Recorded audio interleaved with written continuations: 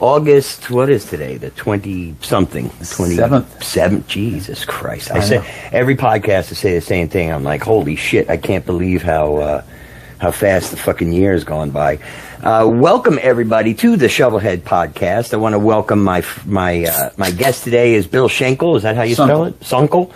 From the band The Real Deal, Florida. That's how you'll find them on the Facebook page. Real Deal, FLA.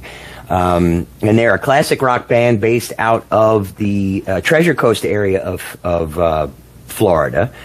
And it's our first time meeting, which is kind of cool because most of my guests that I have on here, I know personally. And when you sent me the request, I hadn't heard of you guys other than Philly Down South.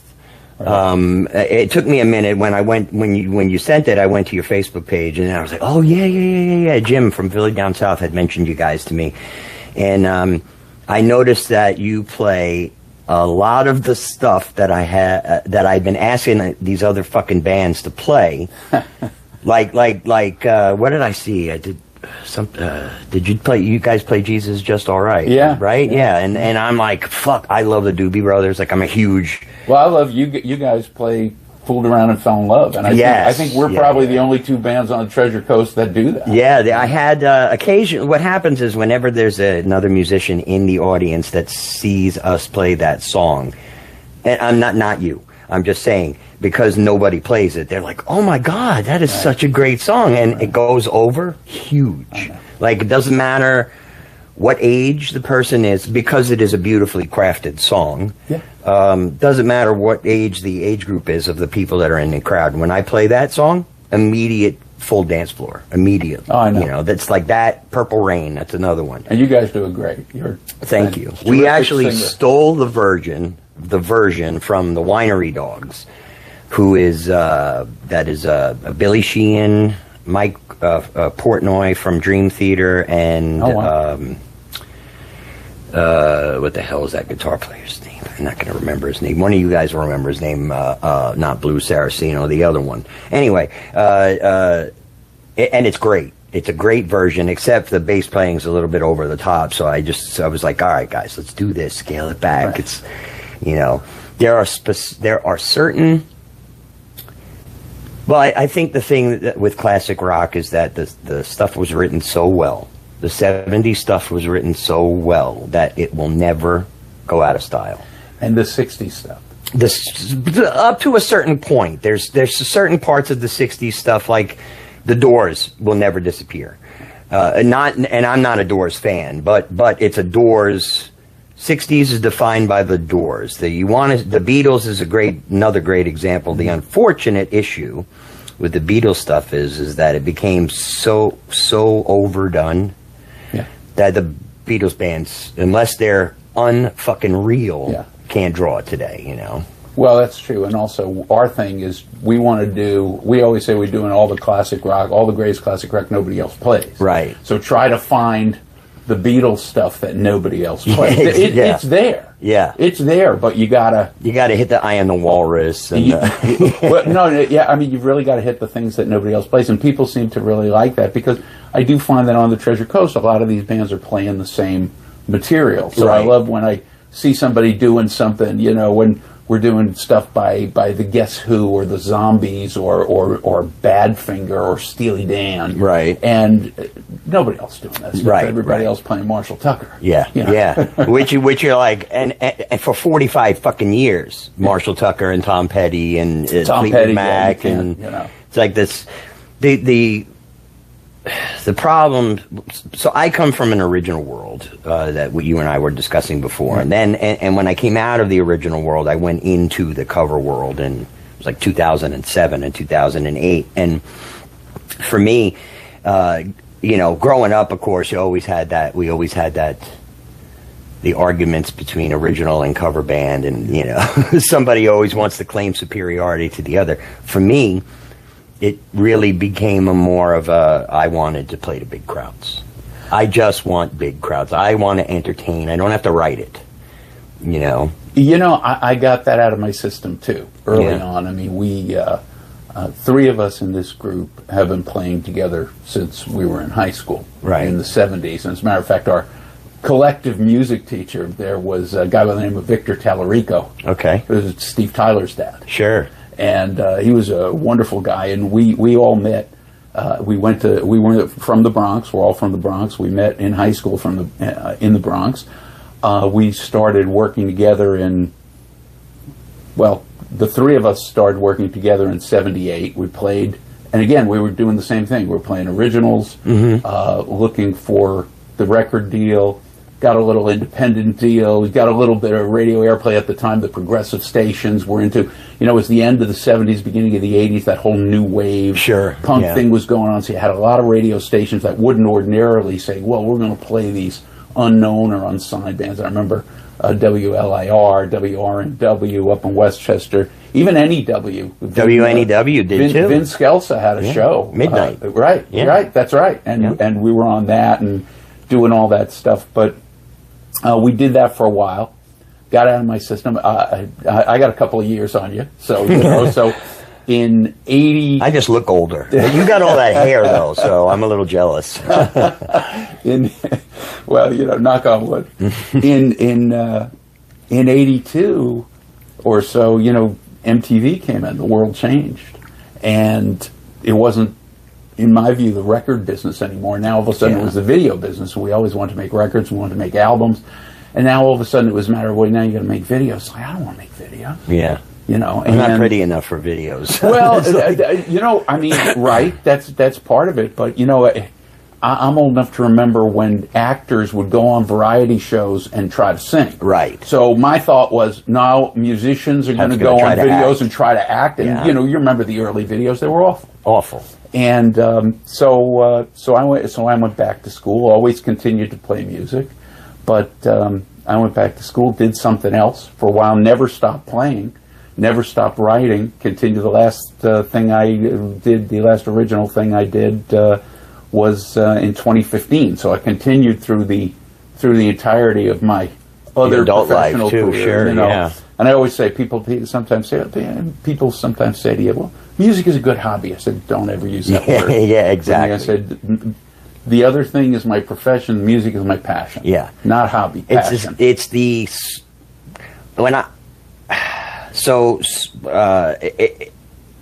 How do I describe, how am I going to say this so that I don't put my fucking foot in my mouth? I'm an extremely, everybody knows this. Anybody that follows ShovelHed or follows my Facebook knows that I'm a very opinionated person when it comes to music, the local scene, the scenes. And that is where it comes from. It comes from the fact that the majority of people look at music as a hobby. Or the old, where, like, my father always used to say, you need to find something to fall back on. Oh, yeah. And I'm like, no, I don't. What I need to do is put all of me into my passion. Because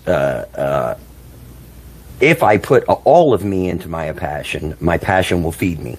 And in many ways. Every kid heard that thing about every kid. We all heard it. You got to have something to fall back on. And the funny thing is, I went out and working in a profession and everything, finishing school, going to working in my profession for years. And I remember when the economy started to get weird on that, people were saying to me, well, what do you care? You've got your music to fall back on, which I thought was hysterical. Right. Because you guys don't know. And but I mean, look, I love doing it. I personally, I love the 60s because I'm a song guy. Mm-hmm. To me, and this is why, we try to find the songs. Sure. And they're, and that's why I tend to, that's the place I tend to come from. But I came down here, my other two bandmates who I'd been with since the 70s, my bass player Rob, my brother Rob Sunkel, and my guitar player Tony Spattarella, they had been down here since the 90s or so. Quietly talking you into moving. No, well, they're lobbying for it, let's put it that way, right? But I did wind up coming down here, and I remember I was in sitting in what used to be, I guess, Harbor Cove down there, and I guess it's Skipper's Cove now.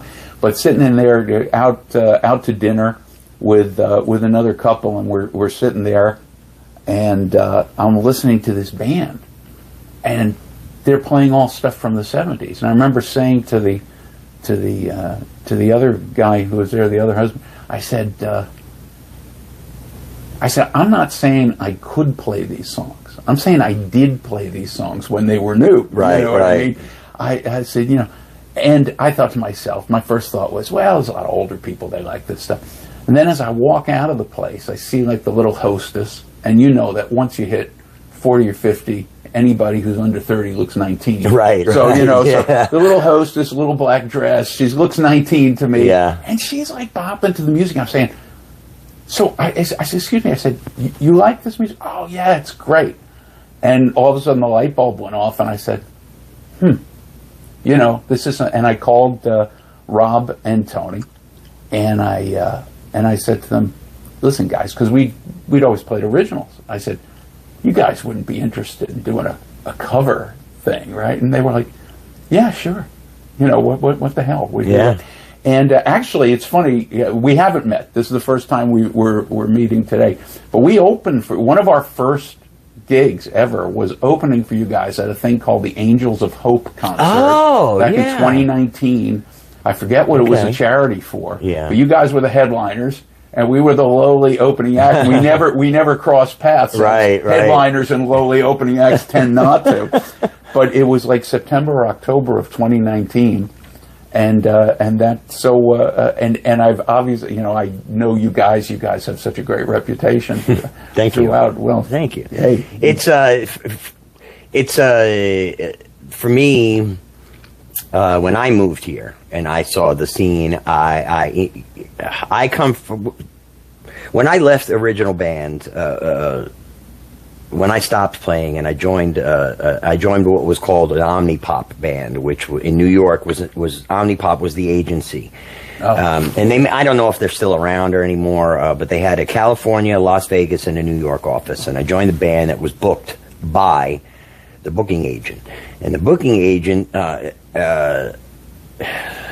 so all the bands that were on the roster pretty much played the same exact music. It was like Fall Out Boy and Bryan Adams, and it was just these 45-minute no stop, one song into the next song into the next song, like energy builders. Right. And you did 4 of them in a night, and then and in between they had a DJ. But every venue that we played had 3,000 people in it, like without even blinking an eye. Before you got there, This is up in New York? New York, New Jersey, Connecticut, right. New Hampshire, and Pennsylvania. And the way that it worked was, it's just how I got my understanding of the tribute-ish A-level cover band world, was that they got paid very handsomely. Yeah. And every band member went home with a lot of money. And it was the first time that I was able to look at the salary that could be made and say, oh, I can make a living at this. And then when I moved down here and I saw that the way that the system worked, it kind of floored me that a society and a business model here that's driven so hard on live music. Mm-hmm. That such a low value was placed on it, and you have to know when you go out and you or somebody calls you, when you get to a certain point where you're not calling for gigs and they're calling you, and then you quote your price and they're like, oh my God, and you're like, well, wait a second. And then they're like, well, would you consider taking less? No. What would you consider lowering the price of your menu or of your beer or your, So it became this issue for me where I considered it a challenge. I considered the whole thing a challenge, and I said I'm going to utilize all of my business knowledge, skills, and everything, and try to raise the bar. And I think that I've done it to a certain point that for me, I've hit a level. There is a financial level at which you can't get past in Florida, because the venues have adopted that model of the 4-hour model. You know, where you're going to play 3 hours with 2 half-hour breaks, and in that 4-hour time, they are going to collect as much money as possible in 4 hours, and that is now to cover you, to cover expenses, cover salaries, make a profit, and all that other stuff. So it kind of creates this atmosphere of this fucking rushed 4-hour time slot, you know, and it puts the onus on the band is not really to put on a musical performance, because you reach this plateau of pay where it doesn't matter how many people you bring. So you have to kind of pull yourself out of the system and create your own paths here. And that's the next step. The next step is to start to see how we create paths that are fairly beneficial to the bands. Because, you know, at our fucking age, man, to go out there at 100-degree weather, it's, you know, real feel, 100-degree, and do this for 4 hours. It's athletic. Yeah. Oh, you know? Absolutely. I mean, I don't even do it at 25. And I was just about to say the exact same thing. I don't care what age. Yeah.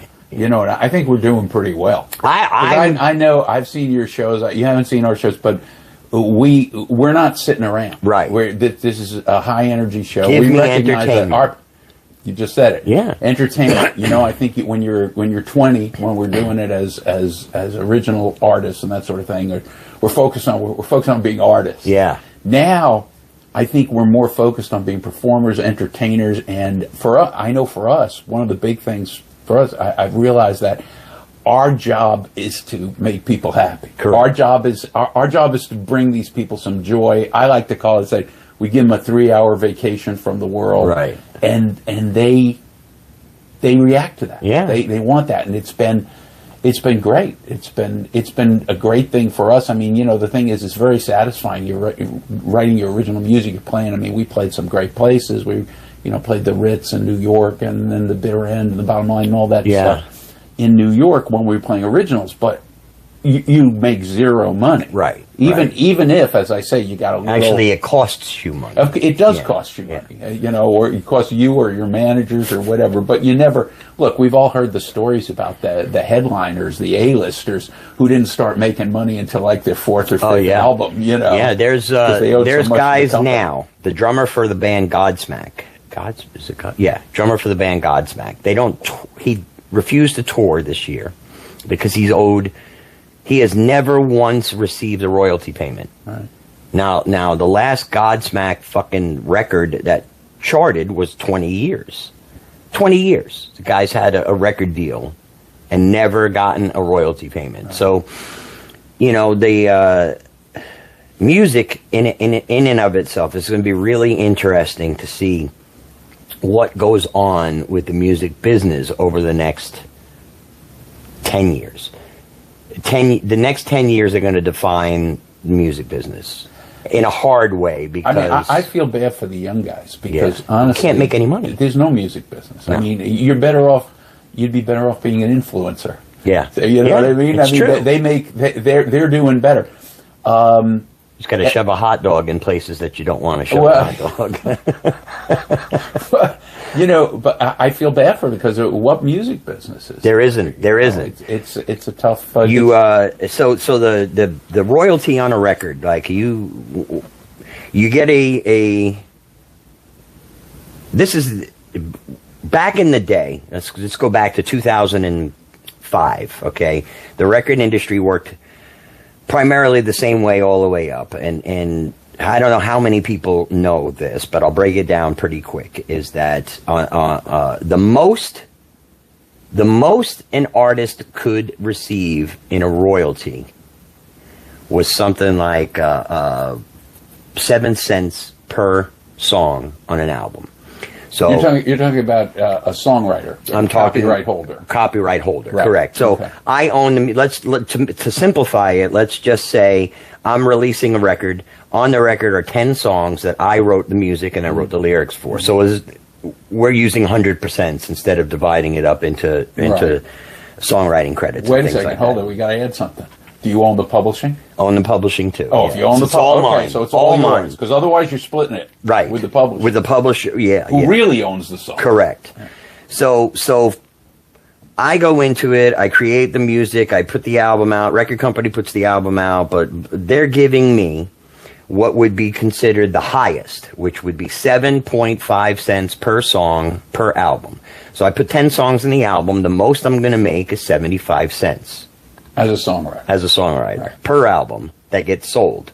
So the CD, we're going to go back to CD because it was the last actual form of released music other than records that came back. So the CD would cost somebody $13 to go purchase, okay? Out of that $13, I got 75 cents, which is not true because that is reserved for an artist like a Michael Jackson and a Metallica, somebody who's gone in and renegotiated their contracts based on their record sales and their history that's already pre-existing and said, hey, I have the Black Album. It's been on the charts for 52 weeks. Nope, I want to own my right. masters. I want 7 cents on the dollar. What you're not saying is that as a new artist, they're getting 4 cents. First of maybe. First of all, you're giving away your publishing because Correct. They won't sign you without it. Second of all, particularly now, maybe if you're doing your own songs, not so much. But if you're a songwriter and you're writing for somebody else, then that other person basically wants to come in and go, hey, I'm giving you this break, so I want half the songwriting credit. That's right. So now you're getting a quarter of it. So you say, quarter of the 7 cents. The producer wants points. Oh, yeah. And the points say it is cents on the dollar. So by the time you get to your royalty payment, it's down to a cent. You're getting a penny on the sale. So you're getting 1 penny per every album sold. And now people are wondering, well, where are you going to get the money to go on tour? Because a tour costs hundreds of thousands of dollars. A single concert. Mm-hmm. Professional concert, when you're dealing with lighting crews, union crews, sound crews, staging crews, truck drivers, fucking tour support, merchandise people, all of that. The venue. The venue itself. The people don't understand that you have to rent that venue. That venue gets 20% plus 20% of your merchandise sales. So you buy a T-shirt, your favorite concert T-shirt at a concert, and it costs $65, right? And everyone freaks out because it costs $65. Well, 20% of that goes to the manager of the band who's in his contract. 20% of that also goes back to the venue. So now you're down to 60% profit. Well, 60% in there. Less the cost. Less the cost of the product. Exactly. Yeah. So now these poor fucking guys are out there touring. It's costing them $75,000 to put on the concert that night, and they're only getting small percentages of the money back. Then, in today's, I refuse, but most people today have a Spotify or have a YouTube, professional YouTube account, or use any number of other streaming accounts in which they're paying this small monthly fee, and the artist is doing. Has all these streams going on, but they're not making the royalty because the royalty is now less than the penny that they were getting ripped off on before. I was just about to say you're talking about the good old days. The good old days, and then you get into the streaming services and the sad fucked up part here about this is that when this happens to the SAG union, they strike. When the actors and the writers and the producers are upset with the pay scale disparaging aspect of it, they strike and nothing gets done for however long the strike goes on. Musicians don't do that. No. They do not stand together because they get into these Taylor Swift me's where $381 million in a year. Well, why are you not using that money to help all the other people that are struggling because they're getting less than a cent on a streaming platform? It's funny you mentioned that. You're talking about SAG, and I remember how when Napster came in and that sort of thing, and they were literally they were stealing the material, and the general attitude. I remember, people like South Park, like mocking the musicians. Of course. Say, oh, what do you need? Another helicopter? I mean, it was. But I remember back then saying to myself, wait till they can steal the movies. Absolutely. Wait till they can steal the movies. These same people. Then all of a sudden, it's a problem. This is this is theft. Now, this is theft. And I'll tell you, here's the fucked up part about it, about that whole thing too. I am someone who has pirated movies and music in the past. Okay. And it's been a very long time since I've done it because I am very. At this point, I've grown accustomed to understanding how bad I'm hurting somebody on the other end of that. So, I when I was pirating, if I downloaded a movie that was specific movie companies too. Paramount is one for sure. Let's say you go pirate a Star Trek movie, you'll get an email from Comcast explaining you've been caught, get rid of it. Now, if it happens X amount of times, they're supposed to go after you about it. I've never, ever once in my life ever gotten a copyright notice for a song. Right. Or an album that I downloaded illegally. And that goes to show you where the importance level is on that. Well, people will ask you, and I'm sure they've asked you, so, well, all these songs, when you do start playing covers, and I want to get back, you mentioned, you had a word before that I got to get back to, which is that tribute-ish. Tribute-ish. The word, tribute-ish. Yeah. But we're talking about doing covers, and people would say, well, do you need to pay? Do you need to get their permission? Do you need to say, you don't need to get their permission?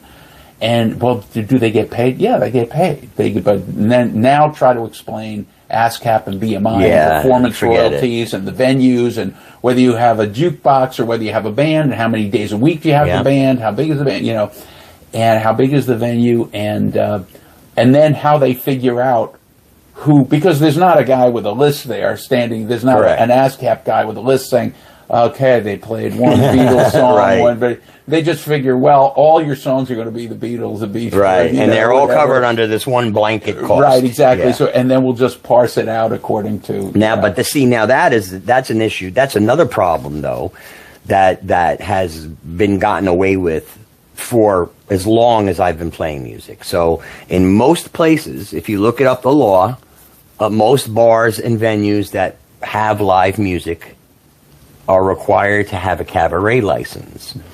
The cabaret license is what pays for the ASCAPs and the BMIs and all those things. And technically you are supposed to list what you play, how many times you've played it, but who's going to follow up the books, That's where you come into that problem. But then what ended up happening was they found a loophole behind that, is that if you had a Spotify account, a business Spotify account, or you had Muzak, if you ordered Muzak, you were granted clemency on having to purchase publishing rights. So what the bars did was they purchased, Spotify or some shit for $5 or $6 a month, rather than having to pay the actual performance fees and go through all that other shit. Because to be honest with you, if a place like any of these places here was to do that, follow the letter of the law, they would have to hire an employee specifically just to deal with... You'd need a music accountant. Correct. Yeah, you would. Absolutely. And there's all these ways in which the artist ends up getting ripped off.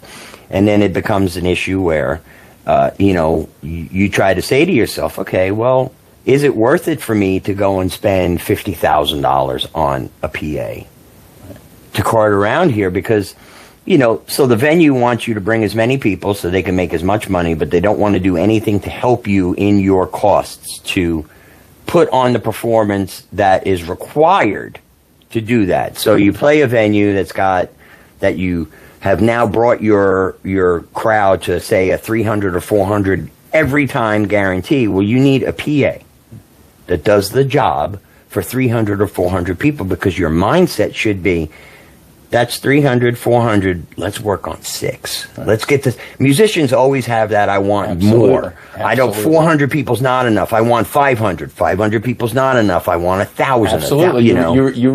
You get to a point where you're getting 100 every time, and you go, not satisfied. Got to do That's better. correct. And then it's like, then you get into 300. And the venue and the band should have that same mentality where they say, the last time Real Deal was here, there were 200 people. Right. All right. So let me call Bill. Hey, Bill, last time was 200 people. What can we do together to build that number? We build the number, I'll pay you more money. Okay, now you're going to hang up the phone and you're going to brainstorm. How many fucking ways can I do something for free on top of what I'm already doing to get more people into the venue so that I can get paid more money? You don't ever really get that phone call. Right. What happens is at the end of the year, after you've given the venue thousands of dollars in revenue, you have to say, okay, this year it's going to cost this much. And then you got to get the blowback from the venue about how that doesn't work. But, you know, I played for you every 6 weeks. Every time I played for you for the last 6 weeks, there's been between 300 and 500 people. Does it not deserve a better share of the revenue? It does, right? And so now what you're doing is you're putting,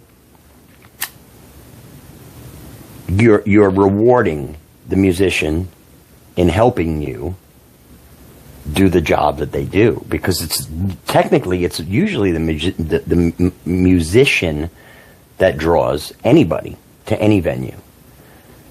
Yeah, I mean, I think there are variations. We know venues that have a kind of built-in crowd and a built-in following, but certainly there are plenty of people down here, and it's a great, the Treasure Coast music scene is actually, it's huge, pretty cool. Yeah, it's very big. There's a lot of musicians fighting for the same gig. There are a lot of musicians fighting for the same gig, and that that obviously drives down the market. Yeah, right. Yeah, we sound like a couple of Wall Street analysts. No, but look, we're doing that. These are the actual conversations that don't get had. Yeah. Is that you as musicians, we're forced to have these conversations around people that are more geared towards the evening rather than, people don't want to know about you and your job and your thing. They want to talk about the night. They want to talk about how many beers they had, how many, who they're going to get laid with that night. So what do you guys feel like is what is the Real Deal's strongest material? Well, again, so we're focused on, I never, when I was a younger person, I never really thought about sort of the branding of it, but the branding becomes incredibly important, and it really has become this, as I say, all the greatest classic rock nobody else plays. So what's our strongest material? Let me put that off for 1 second, because I want to talk. Your word tribute-ish. Yeah, go ahead. I'm Run with stuck. It. So it's a great word. No offense to tribute bands, I hate tribute bands, and I've been trying to figure out, like, why do I have this antipathy towards tribute bands? And I think the reason is, as I said, when we were back in high school, and we had a tremendous number of really good musicians. This was back in the 70s in high school. And the people who I consider to be have the most potential and the most talent, and everybody wrote, and everybody was a very creative time and everything else. A number of those guys went off to work for, even though they wanted their own record deal, they wanted to play original music, but a number of those guys went off to work for the people I consider to be the very first, the patient zero of tribute bands, which was Beatlemania on Broadway. Mm-hmm. And a number of those guys. I mean, I personally know 3 George Harrisons, and 2 John Lennons, because what people don't realize is that they had, at any given time, Beatlemania had, they called them bunks. They had 10 bunks. And they would have 2 in New York, and they'd send 2 out to the Greek Theater, and would do that in L.A., and they sent 2 out on the road, and they sent another 2 to, I forget where, it was Chicago. 4 shows going at any given time. And then there was one set of 2 bunks that was, I called them the spare parts. You know what I mean? If somebody gets sick, send, so-and-so to play Paul, And, that old line from the 60s, I saw the greatest minds of my generation, I saw the most promising musicians playing George Harrison in their 50s. Right. And, putting a wig on every night. And I was like, oh, come on. Yeah. It's like, I just, the idea of I'm going to do this every night, I'm going to do it note for note. It's not what we do. I wouldn't want to be that limited. What we try to do is, and we were talking about this a little bit before, and we were talking about some of the songs that, that we do cover. What we try to do is we're trying to kind of channel the spirit of the original, not try to note for note play it, right? The original, not like sometimes you see an actor in a movie and you'll say, "Wow, boy, they really nailed that part." And another time you'll see an actor in a movie, and I'm talking about playing real people, that it feels more like an impression. Right. It's more like an impressionist doing this person. It's kind of like, come on, you know what I mean? But then you do get these other people who really kind of embrace it and really embody the role. They don't need to look like them. They don't need to sound like them. They just embody the person who they're trying to portray. And I think in some sense that's what we're trying to do. We take these songs, and I'm a song-based guy. I love great melodies. We wrote some songs back in the day in the 80s. We were hooked up with Felix Cavalieri from the Rascals. Wrote some songs with him. He was fantastic. Loved working with him. But, really privileged to have a number of conversations with Brian Wilson before he died. And, you're talking about a genius. Sure. Just certifiable in many ways. In many ways. Certifiable genius. Yeah, but, a little crazy, but a great guy, super gentle guy, one of the most generous people I ever met in terms of with his music. Sure. He was a guy, he was more like a Mozart. He didn't care. He'd write the greatest song in the world and say, "You should sing it." Yeah. This other one, it was more about writing the music. It was more about making the song perfect than saying, "This is my song." Right. It's about me, And so again, we go for the songs. So we try to find stuff. Not that nobody plays what we play, but we do focus on material that I would consider kind of oddball material. Yeah. But what do? We do the Beatles, we do the Doors, we do Creedence, we do Steely Dan, we do the Zombies, the Guess Who, some Doobie Brothers, the Kinks, love the Kinks, a little bit of Stones, but they don't tend to be as song based, right. So we try to find a song. I was never a big, just me personally. Yeah. I was not a Stones fan. If I had to choose, I was more of a Beatles fan. Absolutely. But that rubbed off from my father. Yeah, well, my father was much more a Beatles fan than he was a Stones fan. And we were always Beatles fans from when we were younger. But we're trying to figure out, I got to do a Stones song, So what's a Stones song nobody plays? A great song to play. We said, we're going to do Mother's Little Helper. And later on, I see an article on my Google News feed that said, Mick Jagger names what he thinks is the best song that he and Keith Richards ever wrote together. He named Mother's Little Helper. I said to myself, son of a gun. Yeah. I felt vindicated on that. Yeah, right. But that's the kind of thing we play. We don't try to get into one particular artist so much. We try to pick odd stuff. Yeah. Yeah. We were. I shouldn't say it because we haven't performed it live yet. We took some time over the summer. We had some. We decided to take the summer off for exactly what you said, 100 degrees, and everything else. Playing mostly outdoor gigs. Half of them get canceled because of the rain down here and everything else. But we're looking at Incense and Peppermint. Okay. I love the one-hit wonder. Yeah. I love the one because they tend to be great songs. Look at, we were talking about Fooled Around and Fell in Love. Yeah, but see, there's a generational gap there where that only works for people up to 50 years old. Because you go one-hit wonder on any... You ask a Gen Z kid who who are the Beach Boys.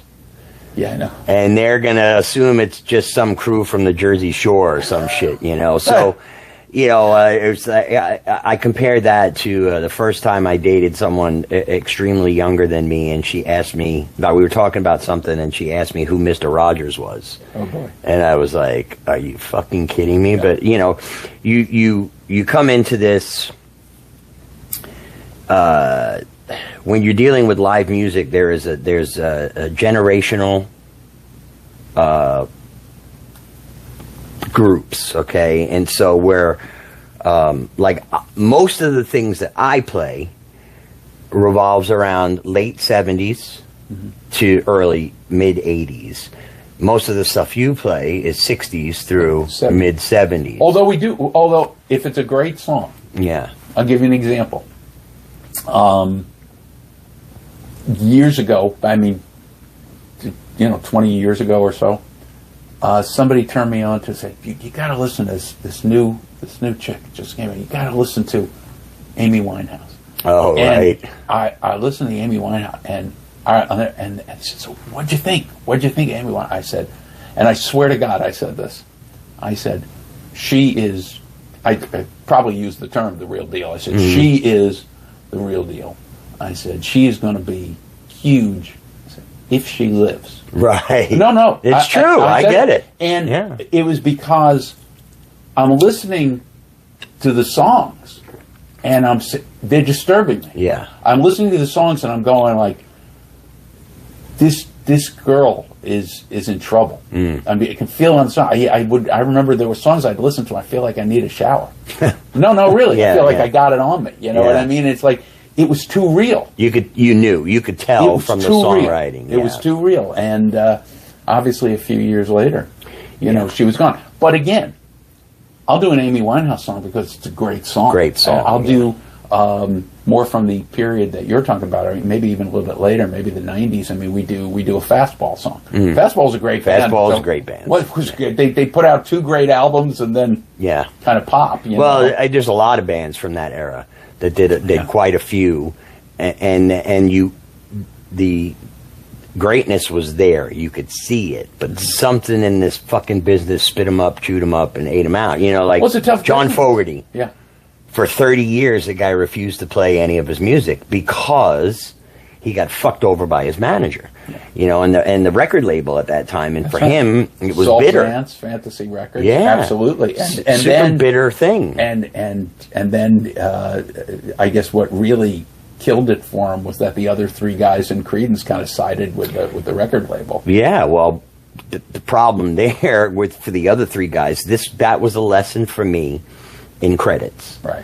Is that when people do not understand when they form a band, or when you're a kid and you're going through the beating the drum stage in the garage and you're writing your first tunes and putting these things together and developing a sound and starting to write music, you're not thinking about the division of royalties. And when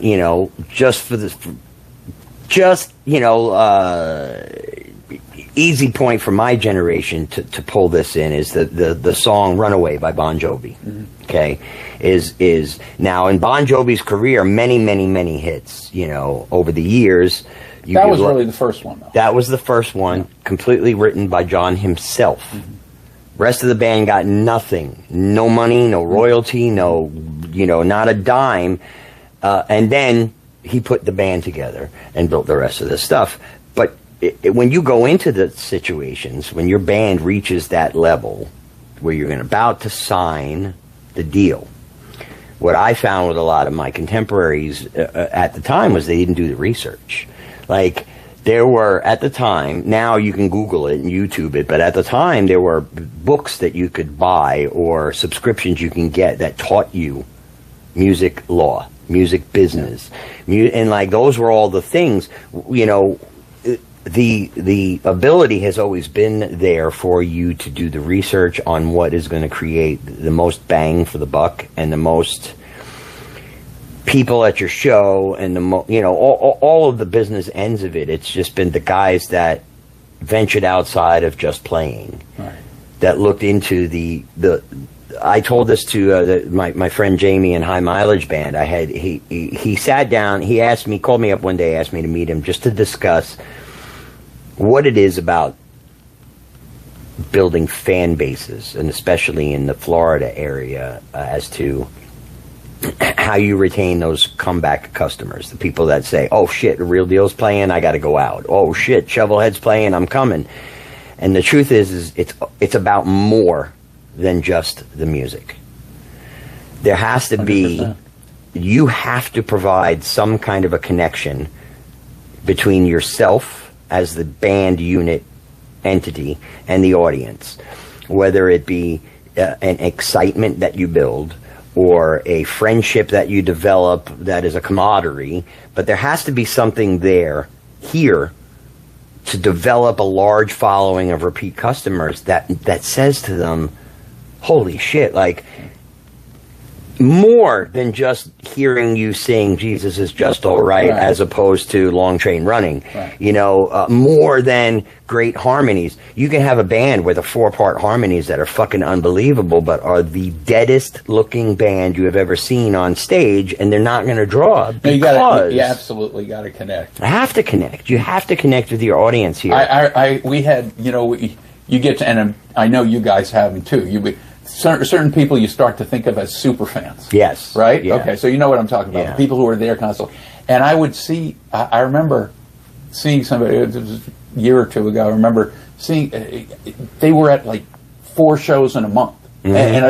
And I almost felt bad. I was like, hey, we're not going to be mad at you if you miss a show. It's okay. He said, and this woman, I consider her a super fan, she said to me, Bill, she said, you got to understand, we go wherever we think we're going to have the most fun. Right. And he said, and if you guys are playing, we know we're going to have the most fun if we go see you. And that's like, it's one of the nicest things anybody ever said to me. That is the key to the fan retention, because they're no longer now just this person that's going to Bob's Tiki that night. Right. There's somebody that's going to Real Deal at Bob's Tiki. Exactly. And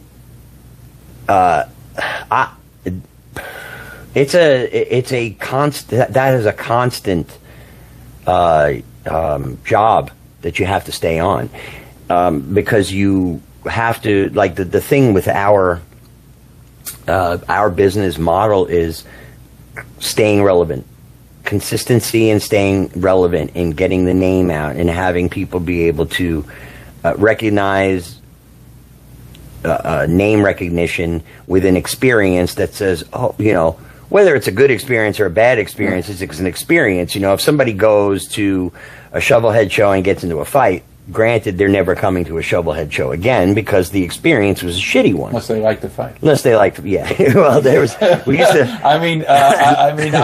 I can think of some clients who occasionally. Our very first year in existence, we played this bar in Palm Bay that's still around, does music, called Siggy's, and every fucking time that we would play there, every time a fight would break out, and we could never figure it out. Like, you're up there playing, the sweetest fucking song you can play, and a fight breaks out, and you're thinking to yourself, what is it about? Is it me? Is it the venue? Is it? Right. Eventually, after COVID, it stopped happening, but it was just like the weirdest fucking thing. But those people are going to go home and the people that just saw you for the first time, now they're leaving thinking, I don't want to go there. Man, they're one of those bands, There's a bad clientele, Yeah, so the experience of this is why I try to drive it home on venues. When I tell venues, they can't rely on a 30-year-old model in their business that they haven't put any money into, because after a while, what happens decade after decade after decade is people look at it and say, there's no experience there. It's just it's the same old shit. Right. You know, I use that term a lot. Same old shit. You know, you can only go to this bar for so many years and so many decades where they don't change it at all before you're going to say to yourself, I need to change the atmosphere. Right. You know, or you find yourself having a better time somewhere else when you weren't expected to. And that's because the venue forgot that there's more to it than serving drinks. And look, it's like, it's the same with restaurants. We all know, and I mean, I don't know, you know, I'm kind of a foodie. I like my certain kind, you know, and a restaurant will be great. So it's my favorite restaurant. And then it isn't. Right. You know what I mean? It's like, you know, it changes. Something it changes or it doesn't change or something, but something happens and they don't, as you say, they don't stay relevant or they don't keep that quality level up and that consistency. It's we were talking about fights at gigs. You were making me think when I was a kid, fairly young kid, the most horrific movie I ever saw. I mean, I literally saw it as a horror movie. It wasn't, you know, it wasn't some horror film. It wasn't supposed to be a horror movie, but it was the Rolling Stones' "Give Me Shelter," and the one with the fight at Altamont. Yeah, right. The Hells Angels at Altamont, and the guy got stabbed right in front of the stage. And I mean, I was probably 12. Terrified of motorcyclists, and I'm watching that. Right? No, it's terrible. I mean, I wanted to get into this music thing. And all of a sudden it was like, oh, you know, this is a scary world. Oh, yeah. You know, now it's pretty funny down here. It's pretty funny with the bikers. Oh, yeah. Most of them are trikers, you know. They've reached an old age, yeah. Oh, my back. People go, I don't want to go. There's a lot of bikers. I'm like, oh, come on. They're nice. They're the nicest people. Florida bikers is a whole different animal. They are nice. They're good people, actually. It's a whole different animal, yeah, because, you know, you come to a place like Florida where they can literally ride for the entire year, other than when it's, you know, the shitty rain, and a lot of them will ride in the rain too. Yeah, but you know, the Florida biker is totally different. You were also talking about the record business, and you know, the business kind of how with some of these people just take them and spit them out. Yeah. You know? So, and remind me of another story that always got to me when. We had our little record deal, a little indie label up in, I guess, New York. They were, I guess, located when I was with them, when we were with them in Jersey. Laurie Records, if you'll remember the old Laurie Records, Dion and the Belmonts, right, and all that stuff. A lot of 60s hits, you know, and that sort of thing. And what was I? Oh, Dion. And the president of Laurie Records was a guy by the name of Gene Schwartz. And he was pushing. He was pushing me. He always wanted a novelty record. Sure. He said, "Novelty. I can get a novelty record on the radio." Right? Mm-hmm. Back then we had radio. Yeah. You know. And he said, "How about this? How about this now?" And we were bringing him this what we thought was really terrific music, and all of a sudden it hit me. I had this vision of, because one of the groups that had been on Laurie Records was, I don't know if you remember a group, you've got to be older but there was a group in the 60s called the Royal Guardsmen, and they had a total of 3 hits. Okay. And their first hit was a novelty record called Snoopy versus the Red Baron. And their second hit was a novelty record called Snoopy's Revenge. And their third hit, which was the biggest one of all 3, which you'd know it if you heard it. You'd know it was a song called Snoopy's Christmas. You know, and you'd know it if you heard it. You know it. And I could see Gene Schwartz. It was a nice guy, very nice guy. But I could see. I said the Royal Guardsmen are out there. I said they probably had an album in the can that was like the equivalent of Sgt. Pepper. Right. And they go, listen to this. He goes, guys, that's great, but can you give me another Snoopy record? Yeah. And then that was how. You know, once you had success it's the way of the fucking world, and I'm going to bring that right back into cover band land. I've been in a number of cover bands, and the ones that are the biggest are the ones that, believe it or not, play the songs that everybody complains about everybody playing, but do it better than most. And here's the thing. And there were years. I took a decade off of music because it became more about the money than it was about the love of the music for me. And I was like, fuck, I'm done. Every time I'm on stage, I'm looking at dollar signs and instead of enjoying my performance. So I was like, enough. Where the fuck was I going with this? You're talking about taking some time. Yeah, but why? We're going on the novelty song fucking thing. Right. The problem with that becomes that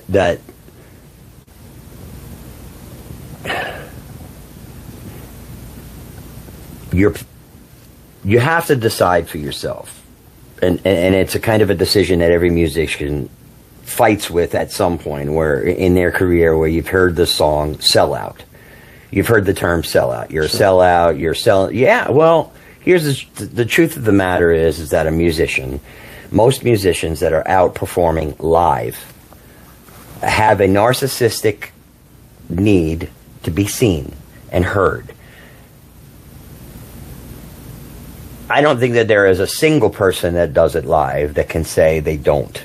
You know, when somebody comes up to you at the end of the night and pats you on the back and tells you, oh my God, you have an amazing voice, or oh my God, your band is holy shit, I've never seen a band play XYZ so well together. You know, there is a level of patting yourself on the back at the end of the night when you're driving home. You're thinking, oh yeah, man, it's hard work, and to some extent you do it for love. But you know, you were talking about how the songs that everybody hates. Right. So I think that's when I play for 20 years, I refused to play "Sweet Child of Mine" because every fucking band on the planet played "Sweet Child of Mine," and you're just like, I'm not. But the thing is that when you're playing in a bar where people are primarily out there to have a good time and enjoy themselves, they want to hear "Sweet Child of Mine." Right. They want now. Of course, I'm talking about my crowds. That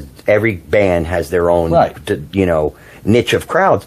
My crowds want to hear "Shook Me All Night Long." Right. They want to hear those songs, and so where you'll have, and I see it all the time because I discuss it all the time. Somebody saying like, "Oh my God, these fucking bands, they all play the same old drabby shit." Yeah, well, some of us do play some of the same songs, because it's what we're working. We're not out, it's not just, we're not out bringing all of this gear to a place to have fun. We're working. Part of that job is to play the music that people want so that they drink more, they eat more, they have more fun, the bar makes more money. It's not like when somebody is paying for a ticket to go see a show. When you're paying a ticket to go see a show, you are expecting to get your money's worth when you go see the show. Well, when you're going out on a free fucking night out, you're not thinking about having the experience of your life. You're thinking about how many fucking beers can I drink? How many shots am I going to do? How many times am I going to dance? I am or I'm not going to get laid tonight. Right. And what's going to get them up. So the thing is that when you see one or two people dancing on the dance floor, there are 50 people sitting in their seats going, I wish I had the balls to get up there and dance, but there's not enough people. When there's 10 people on the dance floor, you see everybody out there start getting up from their seats and going up to dance, and it's always the same songs. You can iron it, and that's the truth. This is the trick that I played with this too, is that we have pulled songs completely out of our repertoire. Right. So about 3 years ago, we stopped using set lists, and what I do is, we go on based on the crowd. I'm way too OCD for that. Yeah, I was. I had a fear of it at first. But what happens is that we'll have set lists, but I'll tell the guy, we call some audibles. Yeah, we do that. Well, it started that way. Yeah, okay. It started that way. Are you telling me I'm on my way down that path now? No. When you get to this here's the problem that I found with set lists is, number one, I hate making them, because in your mind you're saying to yourself, you know, oh, I put this song before that song 5 times, like you overthink the set. I overthink the set list. Totally. Or I'm thinking, okay, that's 4 mid-tempo songs in a row. I got to throw in a fast one here, and somewhere in here I got to put a slow one. And I'll go you one better, and I bet you anything that you've thought about this sometimes. I'll look at the keys of different things. Going, oh yeah, where of course. Are we going? Are we heading up? Is it or down? Or did I just do something real, like some sorry, non-musicians, some flatted 5th key that's like totally out of sync? Or am I doing 3? Did I choose 3 songs in a row in the key of G? Like, what am I doing? Exactly. Because the truth is there is a science to that, in which your psychology, the human brain. If I stay in G for 3 songs, it's like going to see a reggae band. After 2 or 3 songs of a reggae band, they all start to sound exactly this is me again, it's my opinion. They all start to sound exactly the same to me. You know, it's the same fucking beat the whole time. And I agree with you. It can be great, but there are also voices that drive me crazy that way. I mean, good voices. Good voices. Yeah. That I mean, I used to say, like Sting. I could take him for 3 songs. Yeah. I was just reading Sting. Yeah. Okay, 30 years the police have been fighting with Sting. The other 2 guys have been fighting with Stuart Copeland and Andy Summers. Been fighting with Sting over songwriting, proper songwriting royalties, because Sting makes more money from Every Breath You Take. He has a sole songwriting credit. Than Andy Summers, and he didn't write it. Came up with the whole right. Yeah. And so now Sting is making an average of, they said something, 500,000 pounds, which I don't know what that translates to in dollars, but 500,000 pounds a year guaranteed for 30 fucking years is his royalty on Every Breath You Take. And the other guys are like, wait. 30 years, why have we not gotten this? And Andy Summers, he's everybody it's says the that hardest song was, fucking guitar part. Everybody says that song was nothing until he did that whole arpeggio. That's correct. Yeah. And not only that, but it's known as one of the most difficult songs to play consistently straight through without fucking up every time. So there's a long history on it. But that goes back to the, you know, you need to know the business before you sign on the dotted line. The issue is that now the business is nothing. It's not the same business. But I do agree that you know, when we talk about the set list, you're like, you want the keys to be compatible. But you also, you know, to me, like, and again, overthinking it, right? To me, every set has an arc, and then the evening has an arc. Right. So you've got the arc of the first set, and then you've got the arc, and you want it to rise up. And the arc of the second set needs to be bigger, of course. Right. You can't come back and do That's less, correct. Right? So what we're talking about here is that for those of you that are non-musicians, that we do actually sit back and say that in an hour set, the average is between 13 and 15 songs.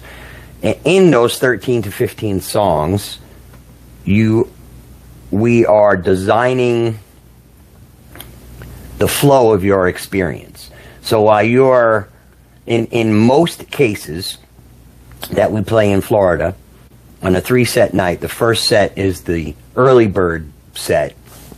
I call it the dinner music. That's what we call it too. And is that right? What you guys will notice, and of course, neither of us do dinner music. Okay? Right. I always say, when people say, "Well, they want to be able to listen and talk," I say, "No, you can listen or you can talk." Well, my dinner music is fucking Tush from ZZ Top. Right, exactly. I mean, our dinner music is L.A. Woman. Yeah, exactly. So the point is that you can only do one at a time. If you want to talk, hire a DJ. You can turn them down as low as you want. That's right. I'm sure you've also had the discussion, you guys are too loud. I say, well, let me explain. Yeah. We're not being difficult. Loudest acoustic instrument is the drums. Yeah. Now you got it. So even if you don't touch and particularly you have a hard fucking hard drum. And I've got a real hard hitter, a guy by the name of Joe Galvin, who's amazing. He's just hits like that. We found him down here. He's from Philly. We don't hold that against him. But the thing is, so you start with the drums. Now you got to make all the other instruments loud enough to be heard against the drums. Correct. Now you got to take the vocals and put it on top of that. Not only that, but the drums, that the volume of that drum set is going to change song to song. That's true too. And so if I sit there and I dial it and I leave it, when I get to a heavier driving song and the drummer is really, really into the tune, right, everybody in the band's sound just got louder. Right. You know, now, normally what I do when I'm in that situation, and I'm going to tell you that this is true. This is a true fucking story. I've had the bar owners come up to me and say, you gotta turn it down. Right. And at the end of the fucking night, I cancel all of my gigs because that person has no fucking idea and no business what they're doing, running a business with music in there. You didn't design your business to have music. We've done the same thing. Yeah, sometimes I say you got a great venue, and I mean I'm not going to name them, but I can think of a couple right off the bat, and I'll say to somebody, you got a great venue, but we're not right for you. Yeah, exactly. We're just not. I mean, we love your place. It's just not right for us. Do you know how fucking offended they get?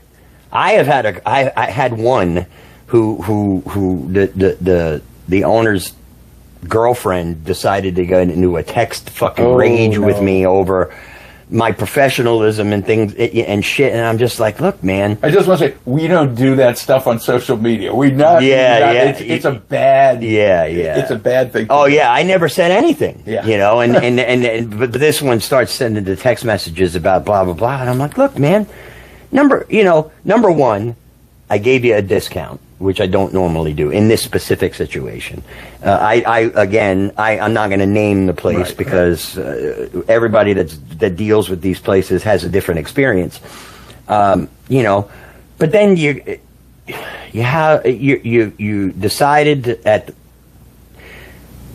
it drives me fucking batshit crazy that these venues throw a band in a place that's not acoustically sound, and then get angry at the band because the bartenders can't hear the drink.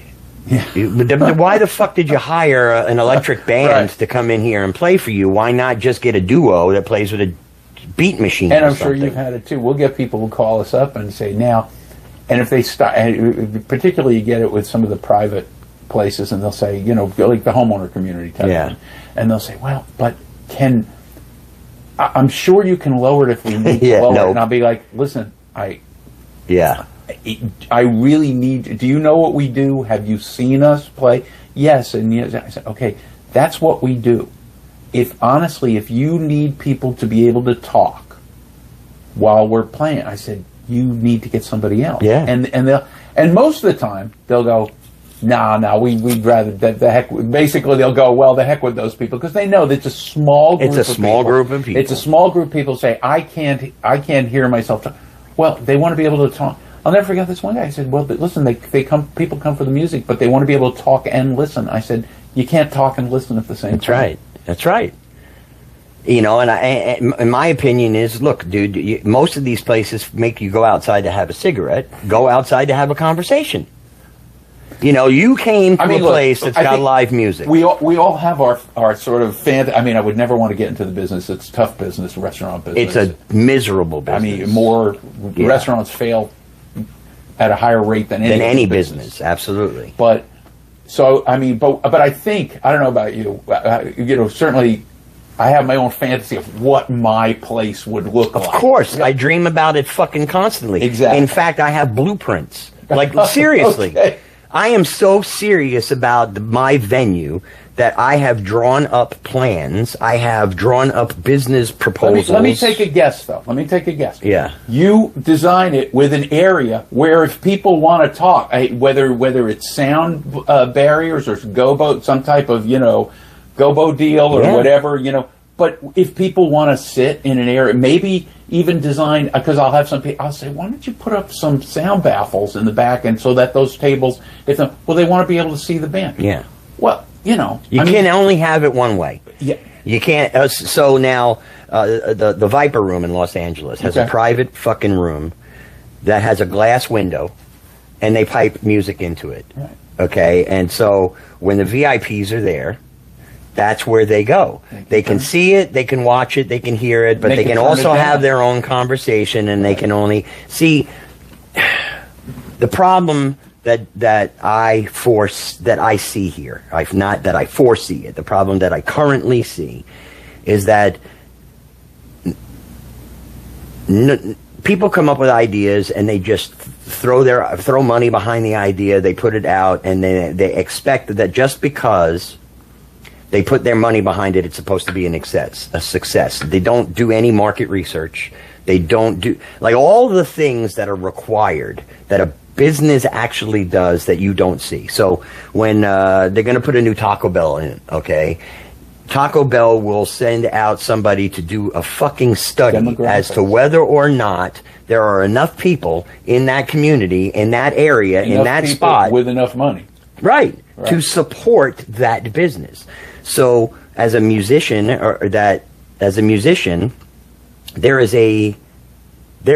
musicians have a tendency to have this addictive quality in which they always want more. We were discussing this before. When I'm on a stage, for the 4 hours, which I fucking hate, I'd rather do a 2-hour straight concert and give I would rather blow someone's mind in 2 straight hours than 3 hours of 100%, because it's fits and starts. Oh my God, I can just like a play. I can create a 3-part fucking play in a 2-hour straight through that will literally set everyone in that audience's pants on fire. Well, the thing is, but you can't collect what you're doing. But what you're doing, and I think the reason is you want it to be immersive. Yeah. You want people to be, and if it's one continuous thing, it's immersive. If you take a break in the middle, all of a sudden we have broken the spell. You lose people. Because at that point now, they go outside and they grab a cigarette, and that is when they realize, during that 30-minute break of not being involved with somebody, they're saying, "Oh shit, I've had one too many," or 100%. Like, "Oh, I'm fucking tired, man. I want to go home." But if you kept that momentum going, they would never leave. You wouldn't give them the opportunity to leave, or if they did leave, it's because you wore them the fuck out. Right. And now when they leave worn out, they're worn out, and there's an experience behies that. But then they want to come back because they want to. And so I got to catch the rest of it. Yeah, and so what ends up happening here is that the venues, and I'm going to say it matter of factly, a large majority, the majority of the venues have never looked at the model and as a whole and said, if I'm going to have music, then I need my place designed so that I can multitask, so that my bartenders can hear the orders, so that there's another bar around here that when I play, it's 300 or 400 people that show up, and there is literally a line of 7 people deep waiting to get a drink. Right. And when that happens once, okay. They didn't know. They didn't understand. The bar didn't understand what kind of a draw we bring. When it happens the second time, then I have to sit back and say to myself, what are you doing that you are not serving drinks fast enough? Because the more drinks you serve, the faster you serve that drink, the faster they drink it, and they're back online for a second one. Well, that's how they make their money. That's how they should make their money. A good bar. I have a bar, my bar at Connolly's that we play in West Palm Beach. That fucking staff, there's 4 people behind that bar, 250 to 300 people crammed in the bar. You never wait more than a minute tops for a fucking drink, and that's because those bartenders behind that bar understand that every single person standing there without a drink is a lost dollar. It's a lost tip, it's a lost dollar, it's a lost something. So I look at a place that's got 400 people, and if you've got 2 bartenders working in an area where both sides of that bar have people deep waiting online, you're short-staffed, and you need somebody who's going to optimize your income. Right. But the thing is that what ends up happening is the musicians who are the guys standing on the stage. That's a prerequisite of mine, by the way. Standing? No, having a stage. Oh, having a stage. If venue doesn't have a stage, I don't take the gig anymore. I'm not. I want a certain level of investment by the venue before I'm willing to give them any money from a clientele. You got to be able to do your show. Have to be able to do it. And this is the thing. What a lot of places don't realize is, yeah, it's your venue, but it's my band. Correct. And people may walk out of here saying, this place sucks, I'm never going to go back. But I can't have them look back and me, that band, they you know, I didn't enjoy them at all. And if you crush us into a postage stamp size stage, right, and don't give us any, you know, if you don't, or make us play at a volume that is not conducive to the kind of music we're playing, or whatever, or make us use some house PA system that, don't get me started. Yeah. This is not, you know, it's not my brain. Correct. Right. Well, see, that's where that's where there becomes a problem, is that there is not an equal shared responsibility in the branding. Right. Okay, so I played a festival within let's say the last 2 years. Okay, just to keep it vague. To keep it vague. I played a festival at one point in the last 2 years, and I noticed that in all the advertising, they never fucking once used my logo. And now I see this a lot. Okay, it happens a lot down here. So it could be any number of festivals. And so all the advertising that goes out, you know, now they came to me knowing that my fee was way more than the normal $800 band that they could go get. Okay, and so they came to me because they knew that the name was going to draw people in. But then why the fuck didn't you do any? Why didn't you put me on your advertising? Why am I holding the load of the advertising? That is where I end up with a problem with the venue, is that if the venue does not have its own full-time, full draw, okay, which Florida is a very tough one for that, because people are picky, and they're going to go wherever the band is, and so wherever their favorite band is. And so there is no one bar here that has the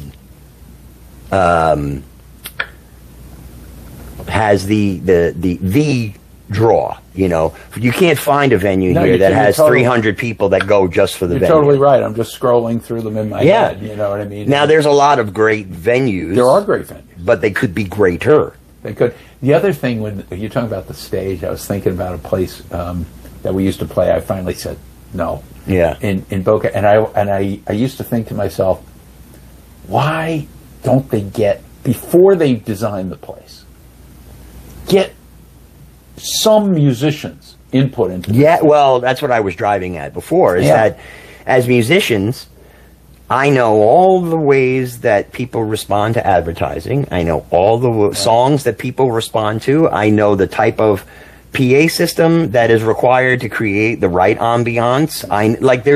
There's a whole thing in which I see, and I say to myself, well, why the fuck don't you see? Right.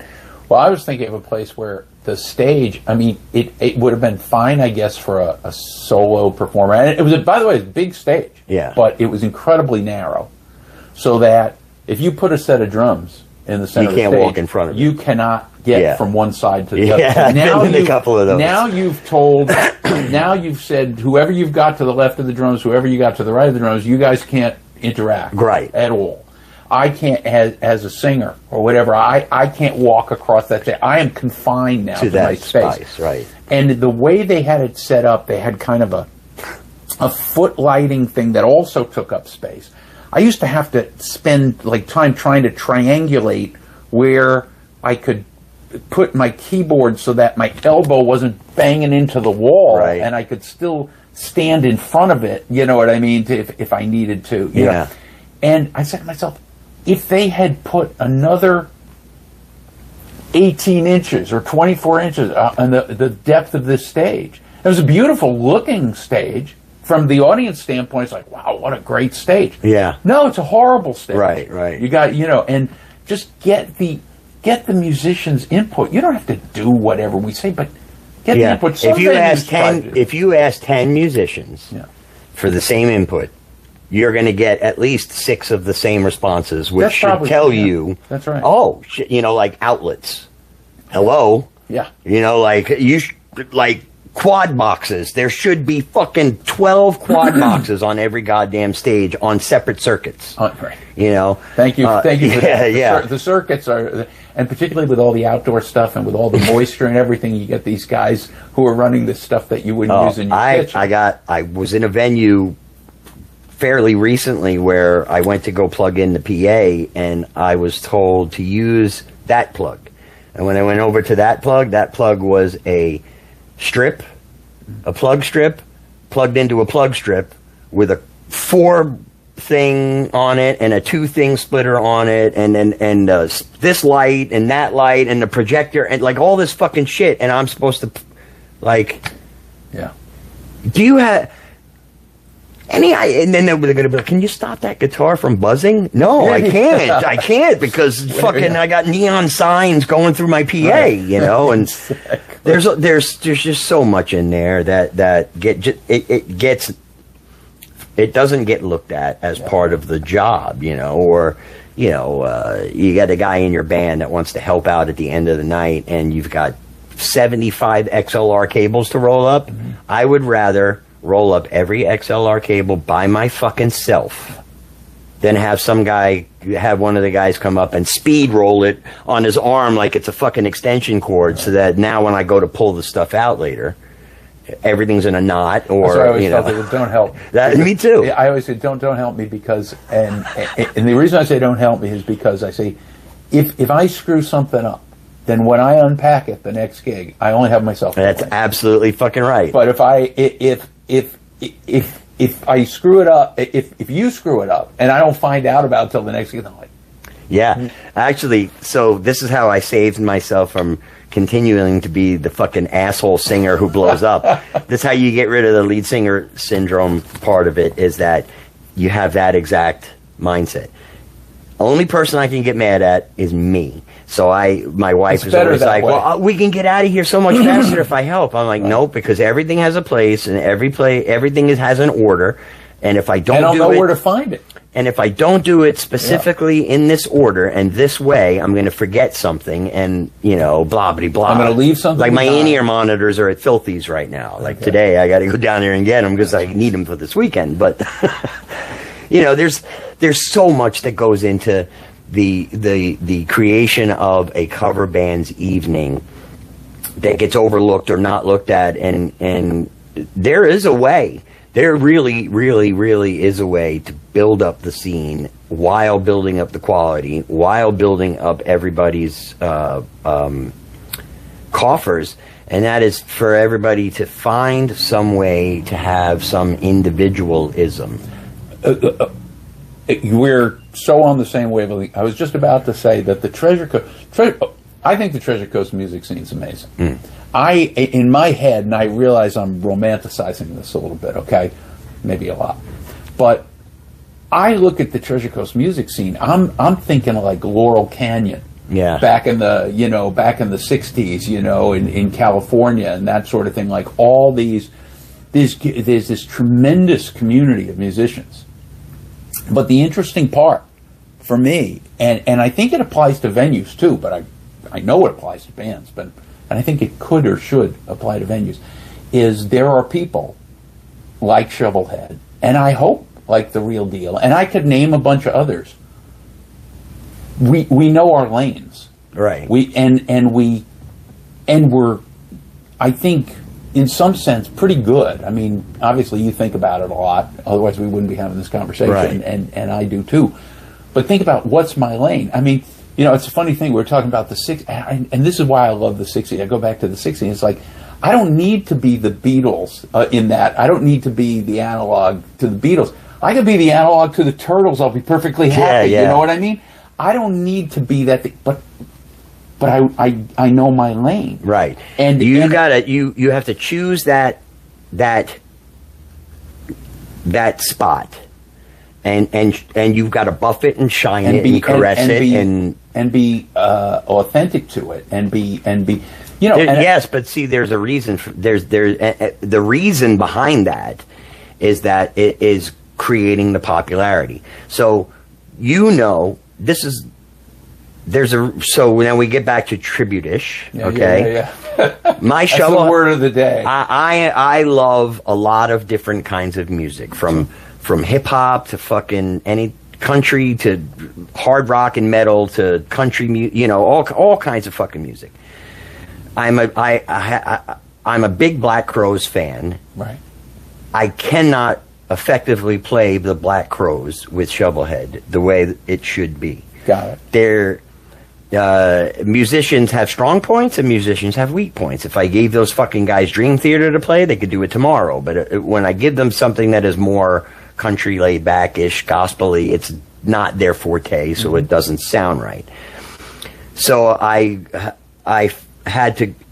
don't put that on the menu for ShovelHed. Yeah. I will find another outlet to be able to do that, and that menu of the ShovelHed menu, just like the Real Deal menu, and or whatever fucking band, I'll use a Rock Candy as an example because there's about 25,000 Rock Candies across the country.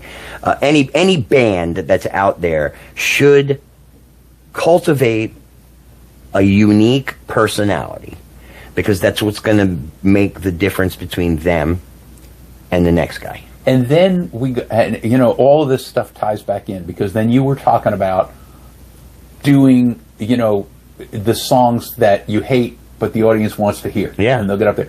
And I'll see some of these bands. And by the way, there are a bunch of bands down here who really do have their own lane. Right. As I say, I think you do, I think we do.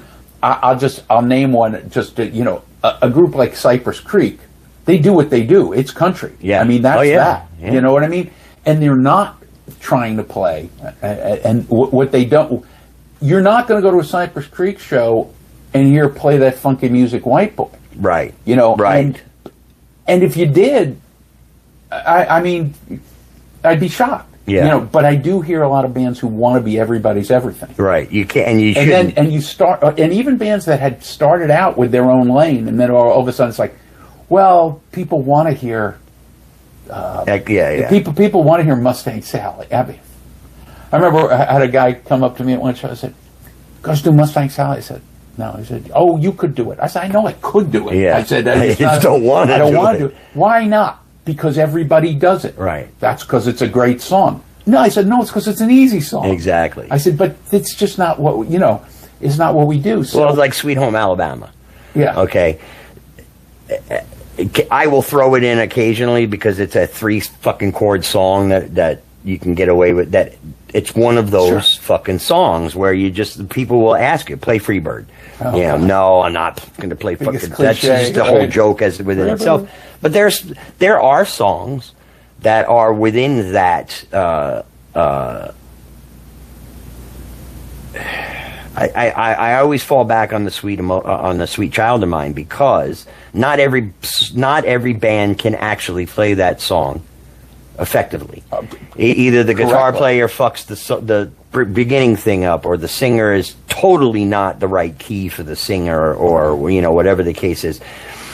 But it is one of those songs that if you can play it, you have to play it because they want to fucking hear it. But then I will also do some other obscure thing. Every once in a while, we'll decide to do a song. Yeah. That other people do play. But when that happens, then I say, look, I've heard like 4 bands down here play this song. Yeah. Nobody plays it right. Yeah. I said, if we're going to play this song, we are going to play it right. And when I say not right, I'm not talking about some teeny little nuance. I'm talking about not playing the right chords. Right. I'm talking about playing it in a key that doesn't work. I'm not. I'm talking, and this is where I guess I get tribute-ish in a way, because when we do a song that other people do, then it better be exactly right. It ought to be the authentic. People ask me when we started out, Rob and Tony and I were trying to figure out what to call this thing. And I don't know, I think among the three of us, we had something like 50 name ideas we were kicking around. And we had, and I finally said to everybody, I said, put up, just give me a list of your, I forget if it was your 5 or your 10, 5 or 10 names, whatever it was, whatever. I said, each of you guys, give me a list, and I'm going to do mine too, of names that would be okay with you. Just names you wouldn't be upset, you know, like, and I said, let's just see if there's any overlap. And the only overlap was on The Real Deal. And I got some pushback from my brother. He said, I don't know, are we being too arrogant? Are we being too cocky? You know, calling ourselves The Real Deal. I said, first of all, the name came from typical place where you're playing a bar one night with another band, and actually one of the original bands when we were first down here playing, and at the end of the night, somebody who's completely overserved comes up and he puts his arm around me and he's like, "You are the real deal." And I'm thinking to myself, okay, that's not a bad. But then we go play our first show ever down here, and the sound guy, which was Kevin McLaughlin, was doing that musician spotlight thing at Tipsy, and it was funny. It was the week of, it was I think September of 2019, and there had been a hurricane, and everything else was closed. Everything was closed. There had been a hurricane a little earlier in the week, and they had evacuated the barrier islands. I mean, there was like nobody there. I think we counted like 12 people. You know? Right. But the sound guy, it was Kevin's sound guy. He had a sound guy for it, and he said to me, very belligerent friendly, he goes, "What makes you guys the real deal?" And I was like, she should never ask me a question, because chances are I'm going to have an answer. I said, okay, what makes it the real deal? I said, we don't, first of all, we try to be authentic to the music, and genuine. Right. We want to be genuine. We want to get the spirit and the vibe of the whole thing. So that's number one. But I said, I have seen so many bands down here, and I can say this with confidence to you because you guys aren't one of them. So many bands down here that they use tracks. Oh, don't even fucking get me started. They use harmonizers. Yeah. They use auto tuners. It's like, and they use drum machines. I'm looking at all these things, and they use those things. You're watching 3 people up there, and you're hearing like keyboards, like Rick Wakeman's up there with them. Yeah. And I'm thinking to myself, this is not what we do. I remember going to a place one night that we played a lot, and they had somebody up on stage, and they're playing with tracks and things like that. And the owner comes over and he said, "So, this place where we were known," he goes, "What do you think?" I said, "Well, if I had known it was going to be a karaoke night, because that's what it feels like." Yeah. It's like, don't tell me, but don't tell me that, we'll play anything. Yeah, I'll play anything too. I got a radio. Yeah. I got a phone. I'll play any song you want. What ends up happening in that part of that conversation is that you only end up with it's music politics on that one, because you end up with fucking conservatives and liberals, and there's only one left or right. Right. It's either okay to use it or it's not okay to use it. You're of one of those two opinions, and I get into that one with them all the time, because it's usually the guys. And I don't have a problem saying it. Somebody can come back at me with show me that I'm wrong, and I'll believe it. It's guys that are always looking for the easy way out. It's the easy way out person. It's the, I knew guys, at one point I knew guys that were trying to pass off an album. Say they went out and recorded an album. And they would put it on a CD, and it's a covers album, and they would go out and try to, get people to buy it from them off of their website. And basically what they did was downloaded karaoke tracks, sang over them, put them onto a CD that they pressed themselves, and tried to fucking sell them. And to me, that's exactly exactly what's going on when it comes to the tracks, all of that shit is a Houdini, and it's a magic trick that should not be happening because it's not real. It's not live. Thank you. That you just hit the word that I was getting to. Problem with me is it's false advertising. Yeah. Don't tell me you have live music. Correct. You do not have live music. Yeah. Okay. And I've said I'd rather hear a bad note. I'd rather hear a bad note than a computer generated note. You know, it's but you know, it's funny because we get into it today because everybody's recording everything. You guys must know. You come off your show and you find I'm sure on your Facebook page, I record everything. Well, yeah, I mean, but do you know why? There's a reason why. There's a reason why you record everything? Yeah, there's plenty. Yeah, there's a couple of reasons why. Okay. The first one of the reasons is because I know that the quality of my videos. I know where to place a fucking camera for audio, right. And so I have to combat the shitty ones that are out there. Where I mean, I love friends and I love fans, but a shaky fucking camera while you're dancing is doing nobody any justice. Right. You know, or, you know, a person with a fucking flip phone that's still somehow making it work to Facebook is in the back there Facebooking it, and it sounds like shit. No, I record it because I need to combat that, for one. For two, because I need to advertise. Right. And so I use it for mass advertising. And three, I study it. Football training film. Yeah. Totally. I study it so much so that I'll play at Cagney's in Davie, and I won't get home until 3:30 in the morning. On the ride back, I'm listening. Oh, that's tough. No, on the when I'm done with the night, it's usually dead night. So yeah, the first hour is I need quiet. When I come home, I'm watching the video.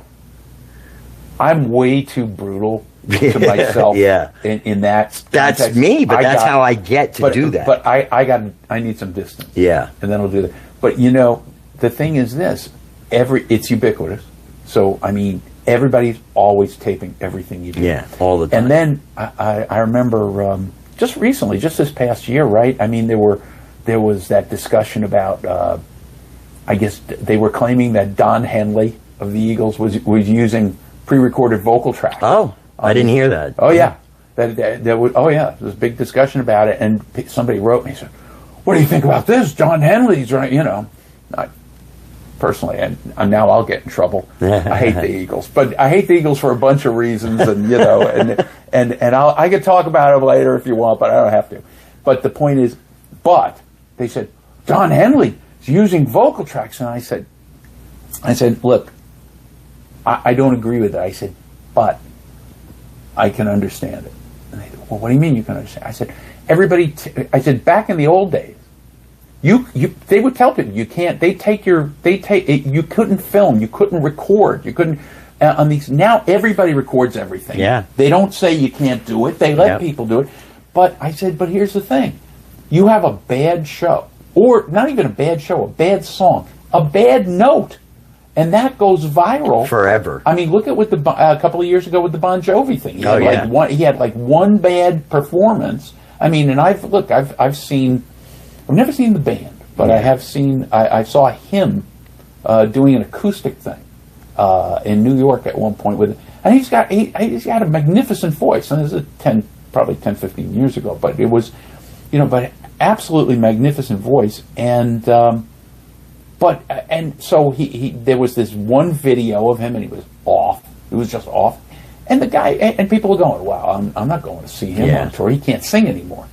So they've created a situation where people feel like they need to be perfect, which was never the point of live music. Right. And Grateful Dead made it their point to not be perfect, and no, but look, there's an outlying truth to that, in which it has destroyed the industry to the fact that there was a mystery. So when I was a kid in the 80s, which now that's 30, which kills me that I got to look at that and say 40 years now. Yeah, I know. When I was a kid in the 80s, when I was listening to music, if I wanted to know who was in the band, I had to buy a fucking magazine, and I had to seek it out.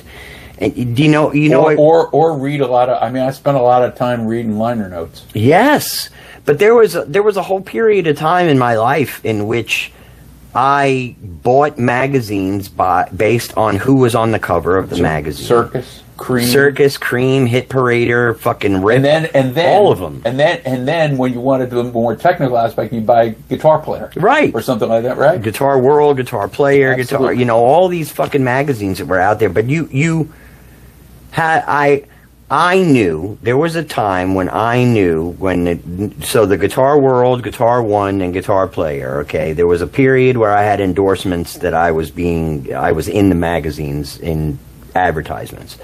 And so what I wanted to do was I wanted to see them, right, but I wanted to physically hold the magazine and open the magazine to the page that had my fucking advertisement on it and see who was across from it.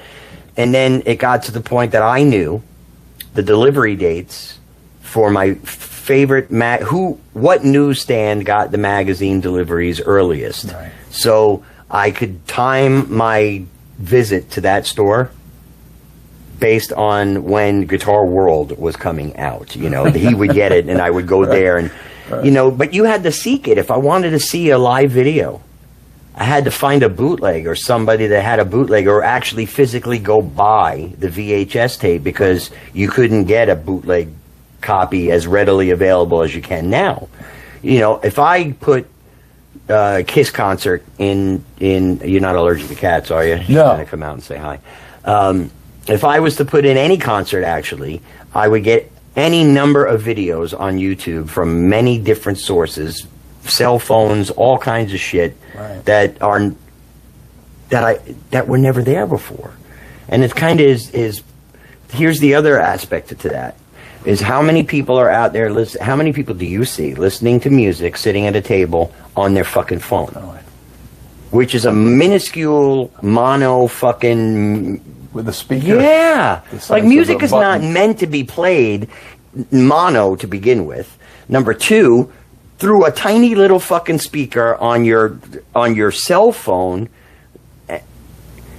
Take a pair of headphones and listen to some shit you're listening live with a pair of headphones, and you'd be horrified at what it actually sounds like, and or surprised at how fucking good it sounds. Like, I've got some video that I've shot with my cell phone at OCC Roadhouse that when I listen to it on the phone, it sounds like garbage. But if I play it on my TV through my surround sound system, holy fuck. Oh, yeah. Well, for one thing, now you've got bass. Right. Yeah. Bass, mid-range, treble, it's all fucking there where there's nothing but mid-range on that. Well, what drives me crazy is, you go to a concert, because I'll still go to concerts, headliner concerts.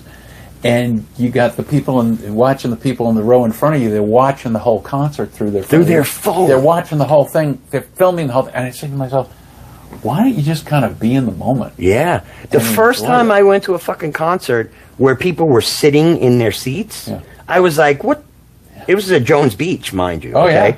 Jones Beach. It was been there many Melissa Etheridge concert that at my ex-wife at the time was. I was going to say, you don't seem like a Melissa. No, Etheridge it was a huge Melissa Etheridge concert, and this was in the, I'm going to say the early 2000s, somewhere in the early 2000s. Jones Beach concert, Indigo Girls, Melissa Etheridge. Everybody was sitting in their fucking seats, and we're standing because we're actual fans of the fucking music and the songs that we're playing, and we're having a good fucking time.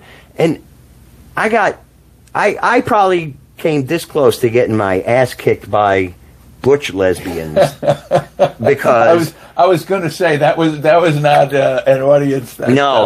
They were pissed because we were standing and you're blocking their view. And I'm thinking to myself, this is a fucking concert. Right. Why are you sitting on your ass? Right.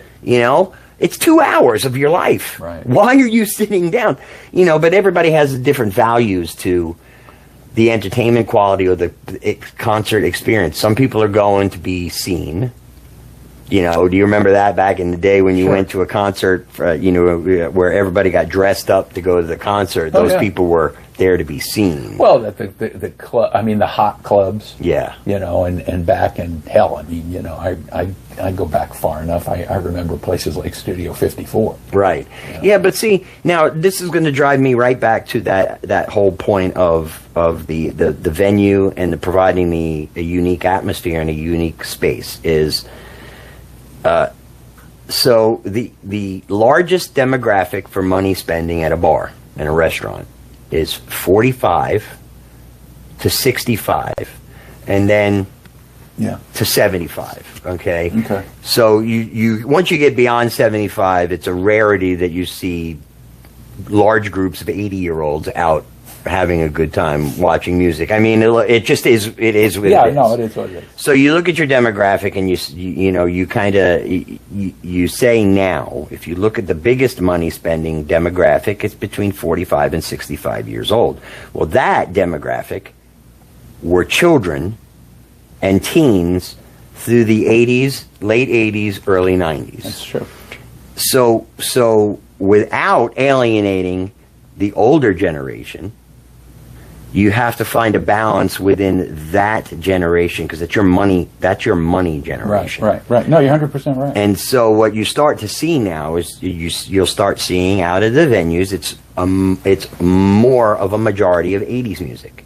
It's why the tribute scene is made up majority of 80s music. You know, where 10 years ago it was all Beatles, Steppenwolfs, Grand Funks, Eagles, Rolling Stones. You know, now you're seeing that changeover where it's the 80s bands, the Dawkins, and the 90s bands, and the Stone Temple Pilots, and all of that is where the people, you're starting to see the change in the demographic, and it happens every decade.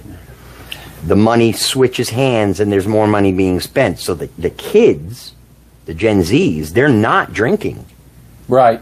They're not drinking. They're switching to either sober living, mocktails, or THC drinks, because the physical effects on the body of the alcohol drinking, between the physical effects, the constant accidents, the constant deaths that are involved in it, and all the other things that go along with it, are creating an atmosphere in which the alternatives are better.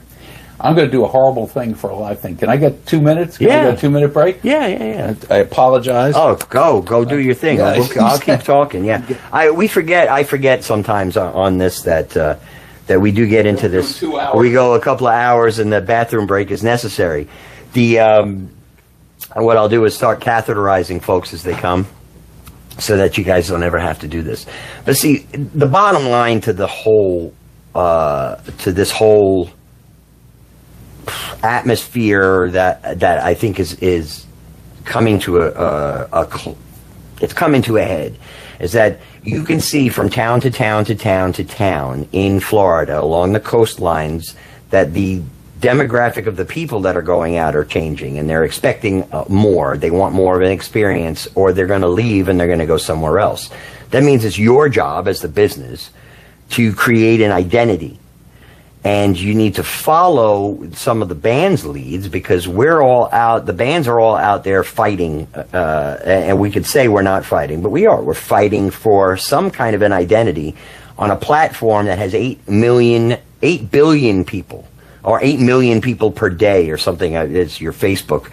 And this demographic is a Facebook demographic. And so we've learned how to fight for that attention. That's the same attention that the venue needs.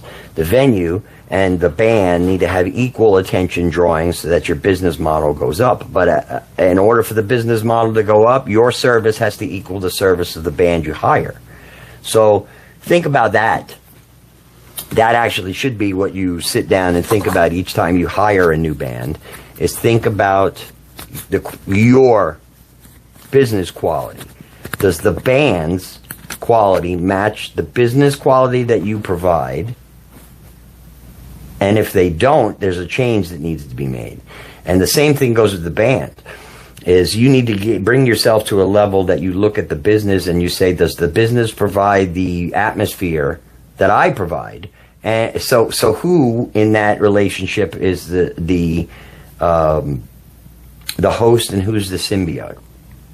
When you're looking at the band situation and the vendor situation, should be a partnership. It's not set up that way. No, but you're 100%. Well, it's funny. And again, I'm going back to New York. I remember playing some places. God, somebody wanted us to play this place all the way downtown. I don't know, it was the meatpacking district, whatever it was. And in leading up to this, and this is many years ago. I'm talking about 2008 maybe, you know, in there, and we were still playing original music, and I was starting, and I was saying, well, we need this time for a sound check, and we need the thing, and they started to get impatient, you know, when they and they're going like, well, you know, it had 15 minutes. I'll never forget the person on the other end saying to me, said, well, you know, it's not Roseland. You know what I mean? It's not, because you guys are making it like it's Roseland. I said, I would think you would want us to make it like it's Roseland. Absolutely. You know, I mean, basically they're telling me you've got too high a quality standard. Yeah. Your quality standard is too high. Yeah. No. Yeah. No, that's not. I canceled the show. I said I'm not going to do. Yeah, but see, that is what when you bring yourself to the point that you realize that there has to be a level of quality to the things that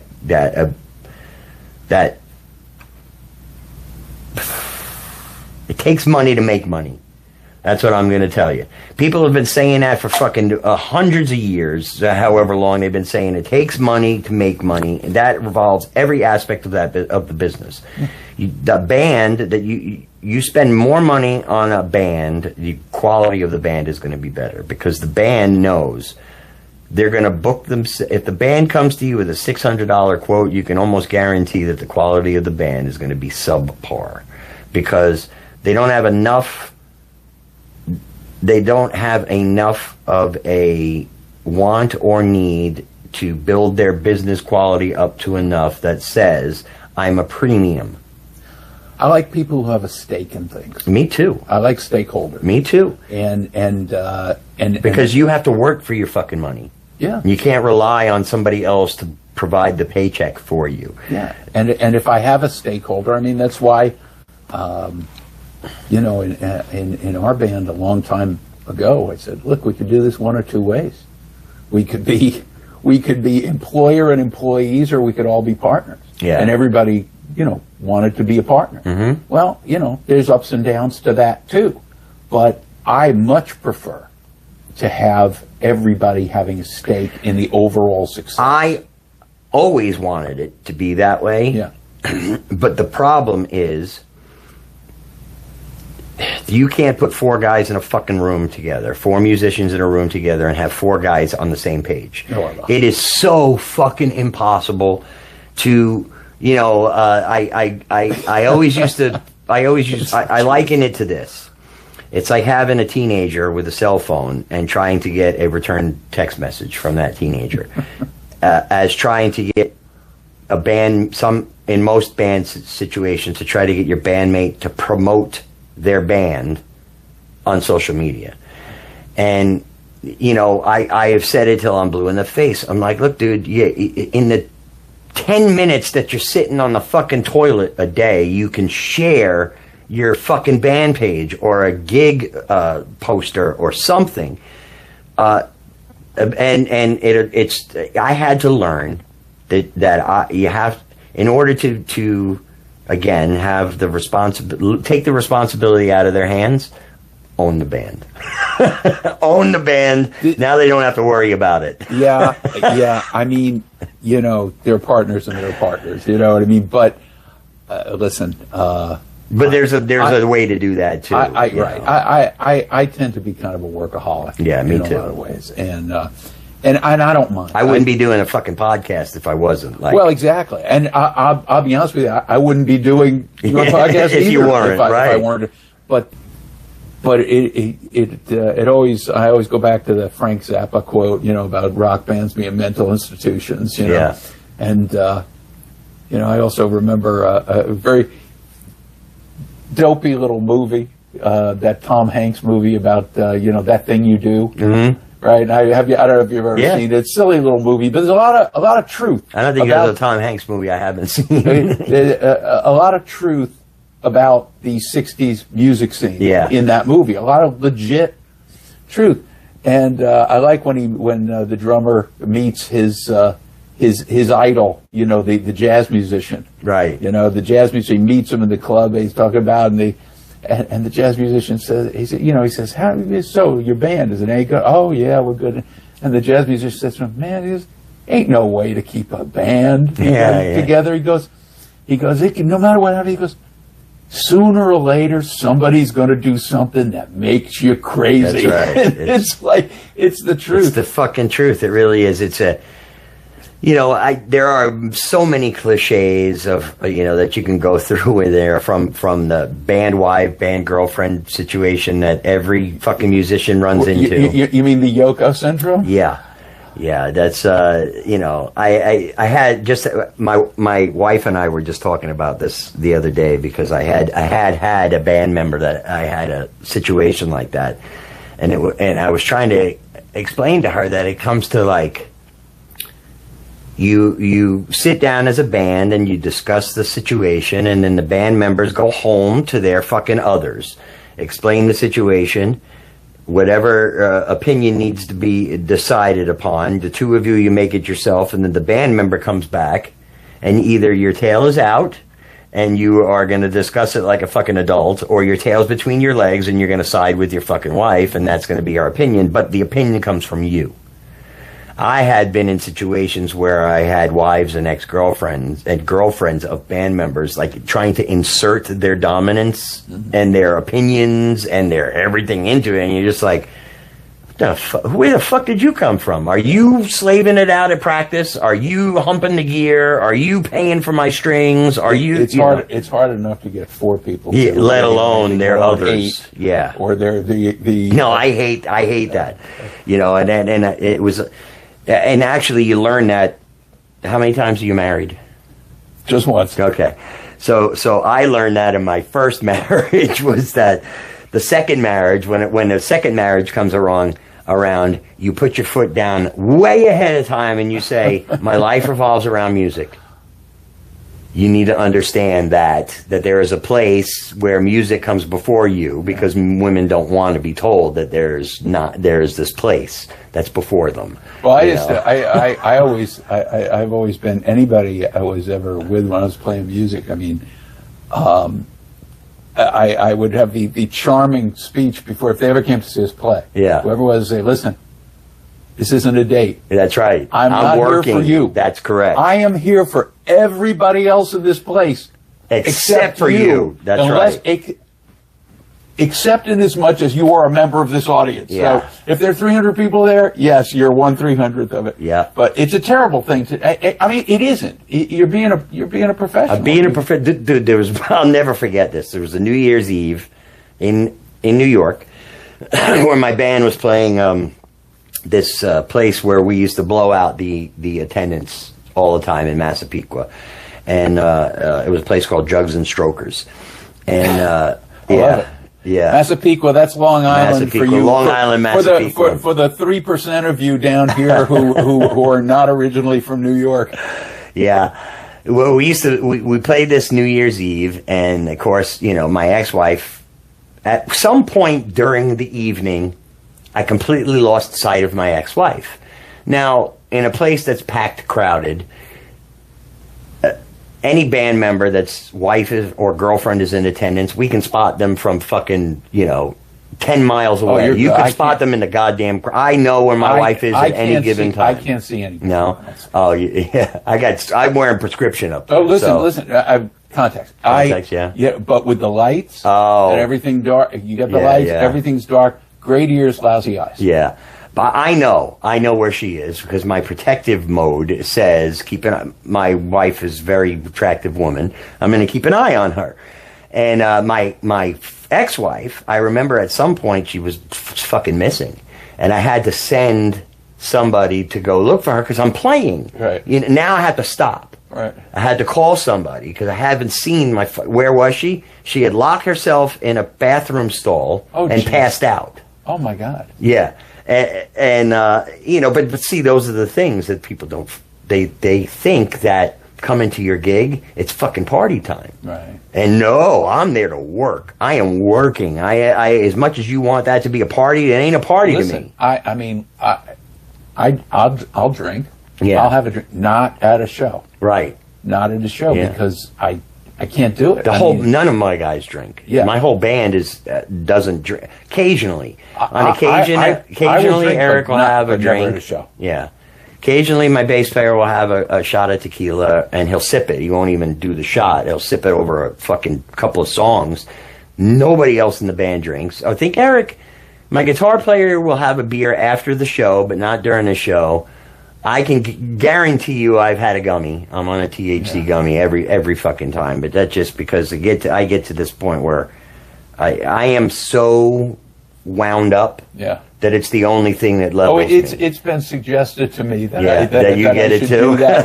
It's been suggested to me it's been suggested to me that I should do it. Yeah, that you should. That's what I'm saying. Hey guys, honestly, mellow out because again, OCD. I'm going to say this: every fucking kid that is out there that some doctor prescribes Ritalin to or some shit like that should be given a THC gummy first, because they won't be dependent on the crazy opioid, because you're not going to get dependent on weed like you are on something else. In the gummies right now, I take one in the morning and I'm good for hours, like literally hours. It ain't like smoking a joint used to be back in the day where 45 minutes later it was gone and you need to smoke the next one. If I take a gummy, I am set for at least 6 hours. But of course then I'll supplement it with these my daisies. No, but see, that is another issue to this whole live music thing. That needs to be figured out quick, instead of waiting for the shit to hit the fan and then coming up with a plan. Is, as a bar, as a place that has spent most of all of your existence thriving on alcohol sales, if the sales are slimming, and they're going to just continue. It's a trend that is not going to just disappear, and people are going to wake up one day and say, I'm going to get fucked up and just start drinking every day. Right. If it's a trend that is becoming normal, what do you do to combat it? You have to. You can't just sit back and say to yourself, oh, well, I'll just spend less money on bands. Because half of them are already spending the least amount of money they can. That's a philosophy that I call the sinking ship philosophy. It's kind of like the ship is sinking. Let's throw out all the food, that to lighten it up. So instead of I'm going to tell you what the answer is. The answer is going to be at some point within 5 years from 2025. So we're going to say by 2030, 90% of the venues are going to have a cover charge. I can almost guarantee it. It's possible. I mean, the problem is I think it was my grandmother who used to say, said that the way you set the clock is the way it runs. Yeah. And the problem is you create an atmosphere, something. Yeah. And until it's not viable anymore, though. I get it. I think. Let me give you an alternative. They'll have to figure out something else to sell. They'll have to figure out a different way. So here's a perfect example. The cover charge goes with some people. In Florida, what I do see a lot, and particularly on the Treasure Coast, is you'll get groups of people who'll hit 3 venues a night. Right. And depending on who else is there and who's playing and where they're having the most fun, they're not going to pay 3 cover charges a night. No. So I think the not having a cover charge thing, I think there's got to be another way. Yeah, but now I'll to play devil's advocate with you. Okay. Build a fucking venue where they want to stay. Build a venue 100%. Where the patron wants to fucking stay, and you will never see them leaving and going to another fucking place. That's step 1. Step 2 is hire entertainment in which people want to stay for. Yeah, this kind of comes down, this whole thing comes down to a 3-word thing, it's earn your business. Correct. Stop expecting it And to I be agree. I there think you because just said quality. Yeah, That is it's like a guy walking into a fucking town that's got 250 pizza places and saying, I'm going to open a pizza place and I'm going to sustain it long enough to survive, for my family to fucking survive, in a place that's got 220 fucking pizza places. Right. Now, do you really think that your pizza is any different or any better than 220 other fucking places? You're going to have enough opinions that are going to say yours is the best? It ain't going to happen. And we'll circle back to that whole thing, too, which is find your lane. Yes. Find a lane. Do something. Find your lane. Stick to it. Nobody else is doing. Stick to it. Be good at it. Like don't be great at it. Be great at it. You know what? Here's another thing that's driving me fucking crazy is that it's female-fronted bands all play the exact same fucking thing. And when I look at it and I say to myself, I would love to go out and see a band with a female singer actually doing all of the fucking hits of the 80s that used to be.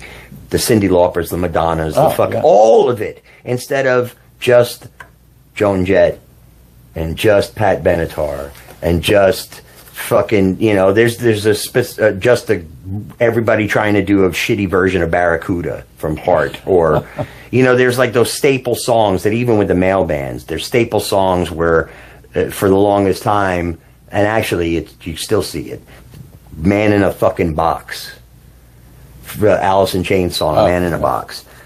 Every goddamn band is still playing the fucking song, and none of them ever play it with any greatness that makes it a great song. See, my thing, because we're both singers, and you're a terrific singer. I've heard you many times, and you're one of the few guys on the. There are a bunch of musicians on the Treasure Coast.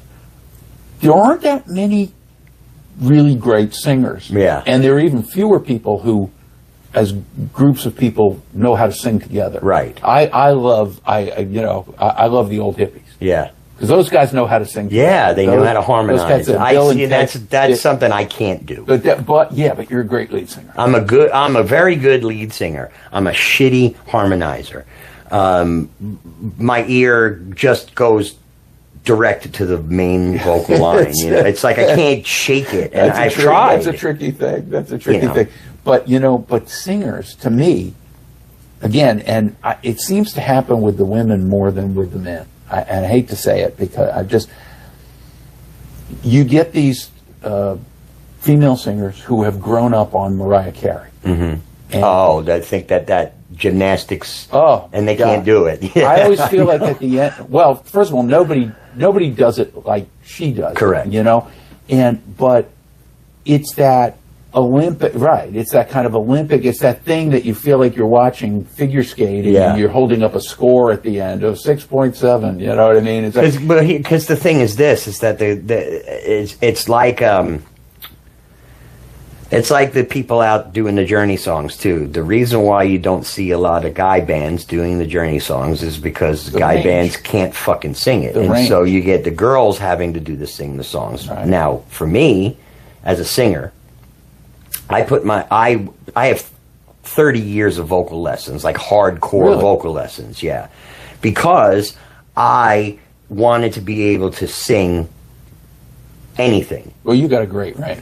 I've heard you do some Journey stuff. I had to work at it. That's in the stratosphere. The hardest song I sing is "Your Love" by the Outfield.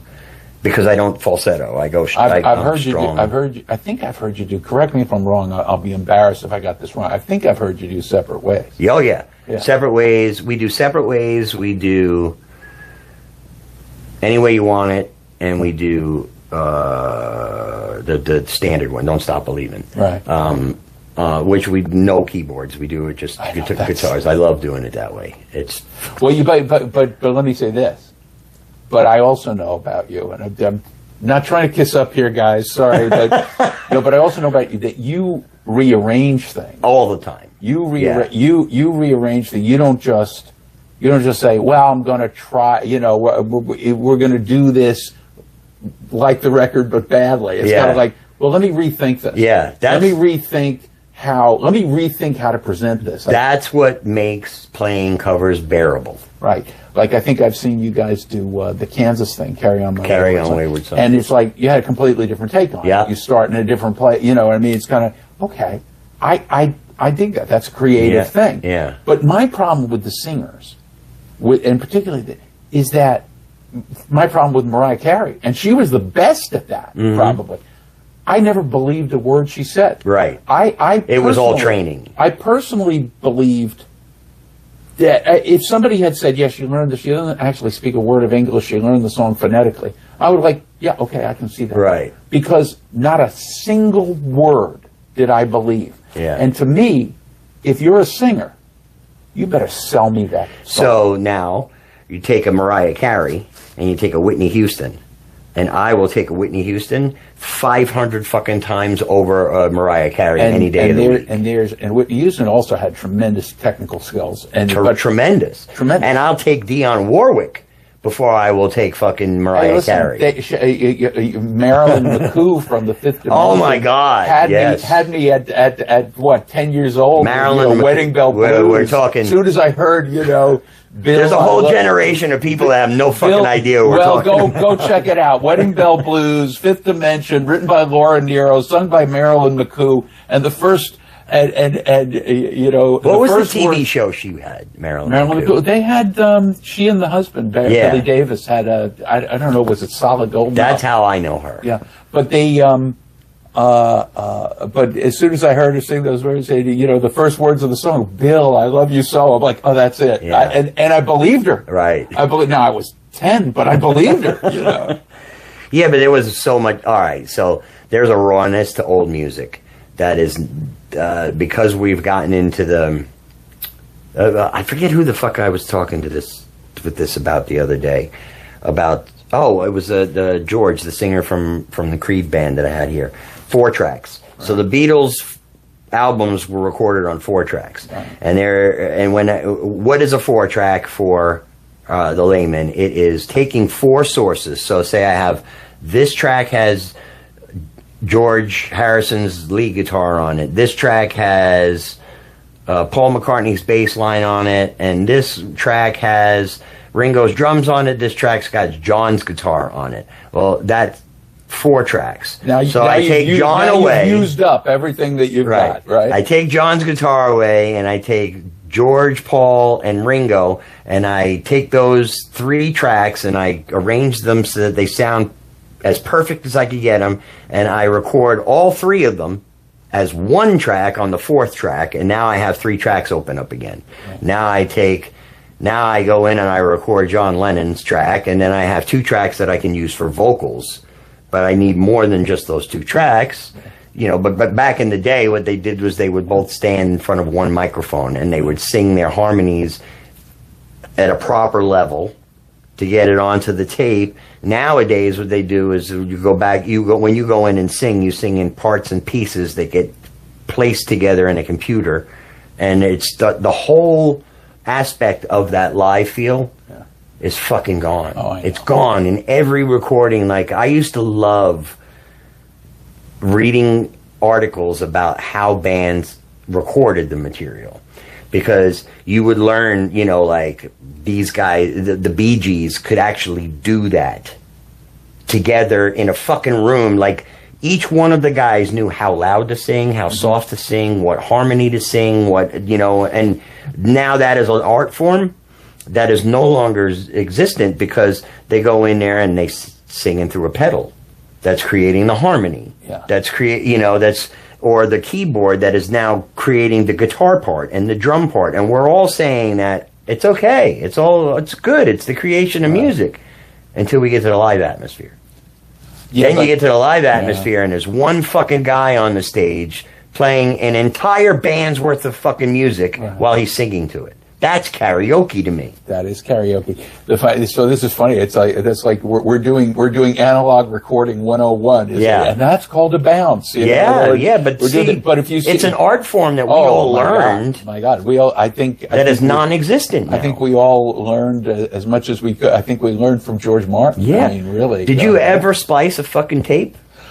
Personally, Yeah. I would have bled all over it. I'm terrible at that stuff. Dude, it is so yes, I've fucking seen it. hard to splice a goddamn Right. tape, but you learn. Splice it on the bias, so that you're getting so the things. And that's how you learned. Yeah. And then you got into the computer age, and when I see, if I sat down to my wife and I said, okay, you know, this is how you're going to do, she would just go in and press a button and fucking do it. But to me, I want to know all of the actual, I want to know how to do that analog. Like everything in life, I want to know how to do fucking analog. I agree. I can create anything with an AI program, but teach me how to fucking really do it. Yeah.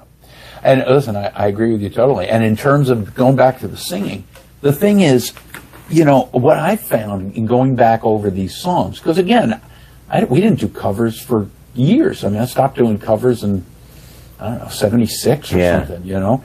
And to go back to the covers, you know, 76, 19, like 43 years later, to go back to covers, you're really rediscovering songs. Yes. And I have gotten such a thrill out of relearning these songs, rediscovering them. I mean, the stories, the lyrics. I mean, I can get choked up sometimes about.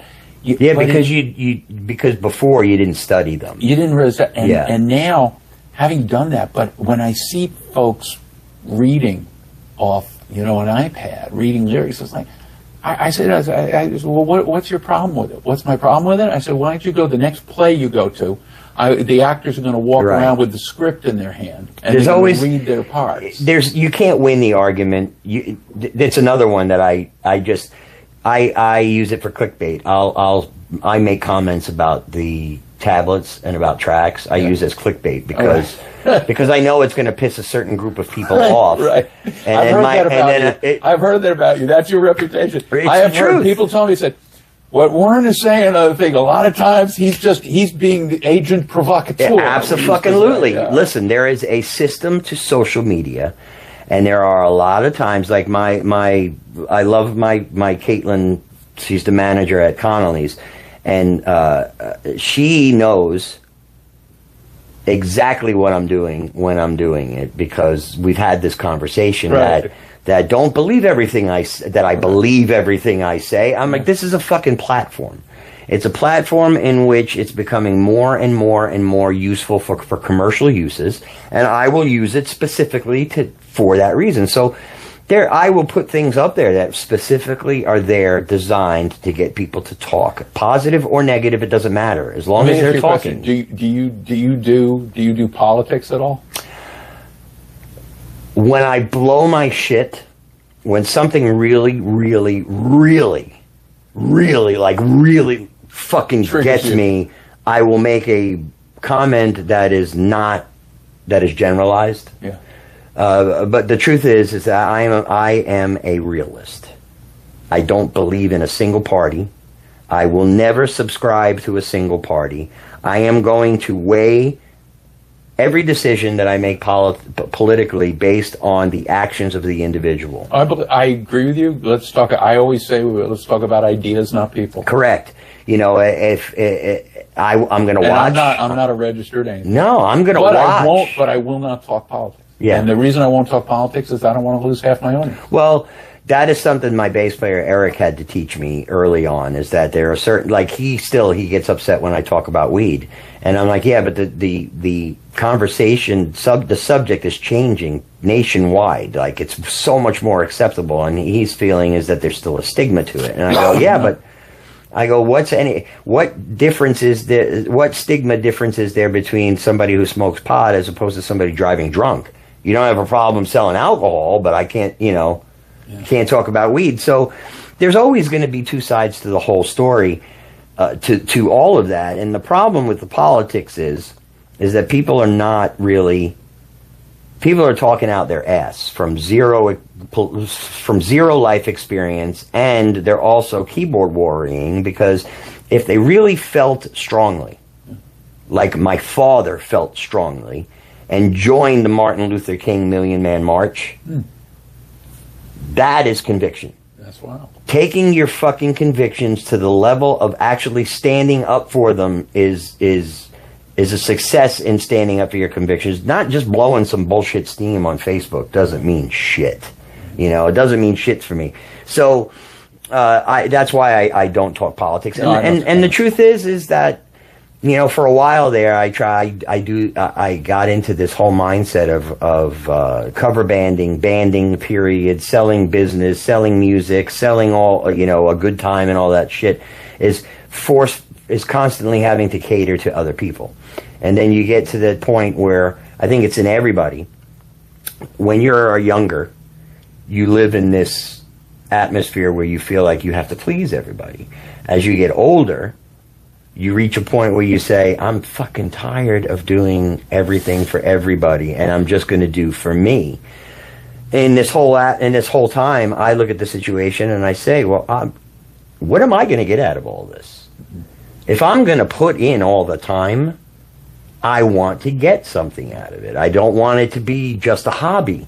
I've spent 40 fucking years of my life developing this voice, developing my style, my ability to take a song and rewrite it or rearrange it so that it fits me and makes you coming to hear it fresh again. See, right. You're a musician, so I can play. There's not too many.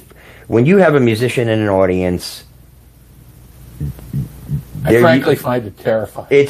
There's two reactions that you get. You either have the person is up there being wowed at what you're doing, or, you know, it's the one of those, they're fucking studying everything you're doing and giving you that, like, oh man, this fucking guy, sweet child of mine again. There's an aspect in there in which everybody should just be owning the music that they're playing. Absolutely. The only way to effectively get up on that stage and not look like you are acting is to own it. That means you got to know the lyrics. You got to, you know, listen, I cheat. I'm not beyond cheating. I just choose to make my cheating non-visible to the public. Right. I have a fucking book, and the older I get, the bigger the font is in the book of cheat sheets because I'm doing 40 fucking songs in a night. Right. Of multiple styles, multiple singers, multiple subject matters. There are all kinds of squirrels and tits and things flying out in front of me that are distracting my attention. So there is a million reasons why having a tablet, I could see the positive side of having a tablet. It's the placement of the fucking thing and the reliance on the thing that drives me fucking crazy. Because look, Bob Dylan, I just read recently that he used to say, he said, somebody asked him, how do you remember all these lyrics? He said, I have a book. He actually bought a published book that was like the lyrics of Bob Dylan. Oh, right. He said, I have it in my dressing room. He said, I have it every show. He goes, I never look at it, but just knowing that I have it, I'm okay. Yeah. You know well, the thing is, you get to a point when you're not lugging around, when you're lugging around a cheat sheet, right? You get to a point where the cheat sheet is memorized because it's now muscle memory retention, and all of that becomes this. As long as I love the muscle memory retention thing, because the only thing that screws that up is when you start thinking about it. Yeah, so what I have a tendency to do is I will purposely learn something. I will learn it lazily, so that I don't learn it perfectly, so that now I can rearrange it and do it my way. And then what happens is I've changed it up so much that people will say, I can't listen to the regular version of the song anymore, and I fucking love that. I'm like, but that's when you know you own it. That's right. That's right. And what I try to do is own every song. My philosophy when we choose songs is whether or not me as the singer can effectively own the song. Because if I can own it, they're going to be able to tell. The crowd is going to tell, and they're going to feed off that. They get the authenticity. Yeah. If you're just regurgitating, they're not going to feel it. I've had so many people who say to us, who said, Sammy said, I see that you love it. Yeah. I said, yeah. You know, I just see, and I do. But that also comes from having the right musicians. Well, that's true too. If you're, I mean, you can be. You were talking about distractions before. Yeah, that'll be distracting. Oh yeah, you know, it could be. Absolutely, you're up there, and all of a sudden somebody does something that you go, what? You know what I mean? And or inspiring though. I've had that happen. So Patrick, the drummer, our drummer, he was very hard for me to get used to in the band because Patrick is a lead singer on drums. Okay, we play to Patrick. Patrick doesn't play to us. Interesting. And it's because he will just go off on his own fucking and add a beat that doesn't belong because whatever. He's fucking either showing off or he's bored to death. Well, this or is the thing. When you've worked together a long time, you know, and I mean, it inspires. You tend to, you sort of inhale and exhale. Absolutely. Together. And you know, and it's I guess what they would call organic. Yeah. And that's the beauty for me. That's the beauty of having Rob and Tony. There's a collaboration, and it's just we come out of the same place and we breathe the same. Well, when we used to work with Felix from the Rascals, he loved working with brothers. I mean, you know, one of the guys in the Rascals was Eddie Brigatti, and what a lot of people don't know because he wasn't a member of the band, but David Brigatti, his brother, was on all those records singing harmony. Oh yeah, yeah. And so he nepotism of the old school ways was huge. Felix grew up on Eddie and David singing together. Mm-hmm. And he was a big believer in brothers just sing better together. You were talking about the Bee Gees before. Yeah. I mean, you know, they were phenomenal in that way too because there's something that there is this belief that you learn how to you breathe the same. Yeah, but see, there's another aspect to that actually something you said just put this thought process into me is there is a huge difference in upbringing when you look at that. Okay, so I'm going to bring talent into time frame into upbringing. So the Bee Gees were born in the early to late 40s? I'm going to say probably early 40s, right? Yeah, they were young when they first hit the thing. I'm trying to be comparative. My mother is 77. My mother was born in 46. I'm going to think Barry Gibb's in his 80s now, right? Is he? Or 79 probably at least. Not quite, right? Because McCartney's, 82 or something? Oh, yeah. Yeah. So they were young when they first came out. So, but let's go back to the time when those kids were developing as singers. Right. In Australia, with nothing else to fucking do. Right. But ride a bicycle, or play with an erector set, or like think about the distractions that kids have now. I know. That they didn't have then. So how. We joke about this all the time. My children's generation of kids didn't play outside like my generation played outside. We played in the fucking woods. We played war. We drank from a hose. Like all these things that they don't do now. So where is that? Those kids, the Bee Gees, the three of them had all this, or four of them had all this time on their hands to sit together, and they found music as their way to pass the time, and they developed the same with the Osmonds. Right. Same with the Jackson 5. They didn't have the distractions of 24/7, 7,000 channels on television, a Netflix subscription where you sit and binge watch a fucking, 100%. Season of a show in a day. 100%. So we've created this whole atmosphere where we're throwing music away. Yeah. All of it is just being tossed as valueless. Yet it doesn't have the same value. Unfortunately, I know people think they love it. I love music. It's kind of like don't really listen to music. I mean, I do. I'm sorry. I really blame MTV. I mean, MTV was really was the beginning of the end, and then frankly, I think the internet was more or less the last nail in the coffin. The internet was the nail in the coffin. And I think and people go, well, yeah, but now anybody can get out there. Yeah, exactly. So now you've got to, there was an old line about if you wanted to hide something, if you had a piece of paper you didn't want anybody to see, you deliver a truck to them with 1 million pieces of paper in it and give it to them. Yeah, and that's the internet. Or you say, well, how come there's so many fucking pipe bombs going off lately? Well, because I can just Google how to make one. I always said if I really want to have a completely private conversation, I go to Times Square. You know what I mean? I have to leave my fucking house, leave my phone, leave my car, and find a field somewhere to have a totally private conversation because you're being spied on everywhere. Totally. Everywhere. I was just... something that dawned on me yesterday. We're going to wrap this up soon. But I want to close on this fucking subject. I'll leave you thinking about something. Is something past? I watched some video on my Facebook yesterday. That was a woman talking about a post in which it was a post that was specifically say political, right, or sexist or something, and there was only 2 ways to comment, left or right. Okay. And the husband and the wife were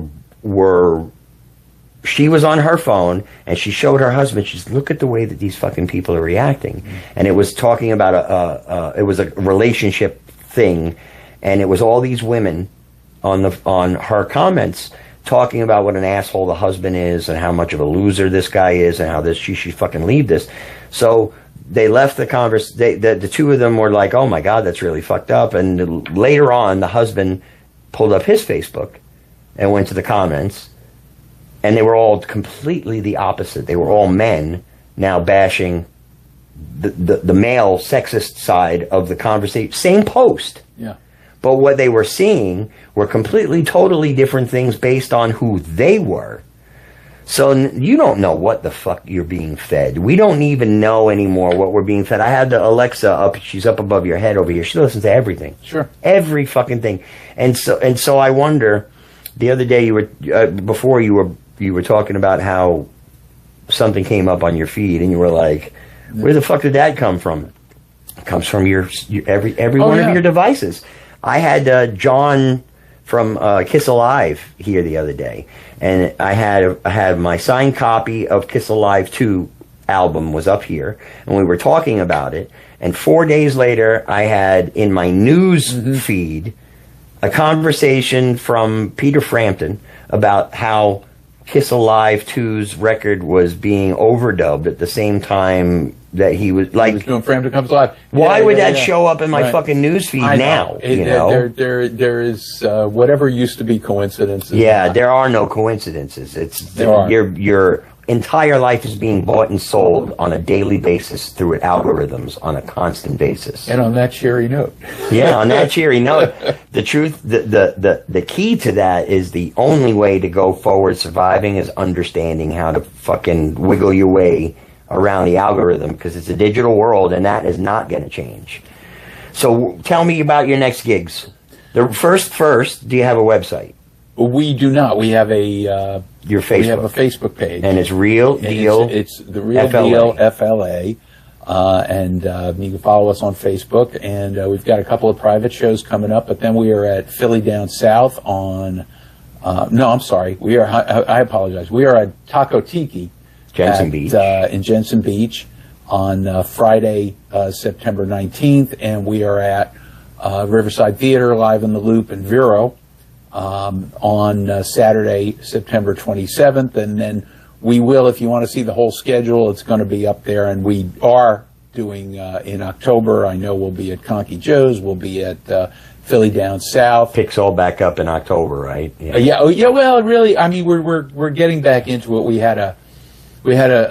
wanted to take the summer off, but we also had a situation where my brother Rob got sick, and we needed to bring in a replacement to do that. So he will be playing with the band, but we will have a fifth member. It's been a 4-man band for 5 years, and now oh wow, yeah, and now we've got a fifth member because he contracted something called Guillain-Barré syndrome, which is a temporary paralysis. Oh, and he's a bass player, but he's currently the good news is you get better. Yeah. The good news is you get better. The bad news is it takes a long time. Yeah. But we didn't we got a replacement when it happened last season, and we were taking the summer off anyway. So the new and improved, the real deal, will be out there. I have to come check you guys out. Oh man, we got, because I went to the videos, and when I listened to some, and the vocals are great. You guys, you're all very good singers, and you blend well. Not that you're not good musicians too, but that stood out to me, was the way you guys sing together. Appreciate that. For me, that's important, because the band can be great, but if the vocals suck, then the band sucks. It's honest to God, it's the truth. That's the truth. People hear, that's what they hear. Yeah, and it's fucking good stuff. And the thing is that the music that you guys are playing is very harmony oriented, and you all do it well, which makes that aspect that much more enjoyable. It's something like with my own band that our guitarist, who's now in for a year, has been with us for a year, Eric. Yeah, he's killer. Oh my God, and his vocals are he does all the high highs. He's a Michael Anthony vocalist, and so I have Eric on bass, who does the full voice, the or mid, falsetto? A little of both. Yeah. Me doing the high that I already do. Yeah. Dude. So just sake of argument, in the I Was Made for Loving You, there's that thing that Paul Stanley does in the middle of it, and it's all high falsetto. Right. I can't even do the falsetto in it. It's so fucking high. The kid does it. Wow. And he's fucking great. But it's the first time in ShovelHed, and ShovelHed started at the end of 2018, that I've had 3-part harmonies. That's real 3-part harmonies, and it's fucking amazing. We got to do a show together. Yeah, I fucking love it. I love it because get one of these. If any of you venue guys out there are, yeah, you can handle paying for 2 bands. We'll do it. Yeah, I'm more than happy to open. We're selective. You just like not with openers or any of that shit. Just venues. Yeah, I just told the venue last week that called me that we have a loyalty thing. So like if a venue in a town gives me a year's worth of gigs, I won't play anywhere else in that town. I don't need the money. The guys in the band are not doing it because they need the money. Right. And so we got to this point where we're going to be very picky and very choosy about the venues. I personally am I don't enjoy playing restaurants. Philly down south is the exception to that rule. I was distinguishing that between that and another place that I won't mention, but there's restaurants with music, and then there's music venues that serve food. Correct, and Philly is a music venue that sells food. Correct, right. And I love playing for him. I like him as a businessman. Jim. He's a straightforward guy. He tells me exactly how it is each and every fucking time.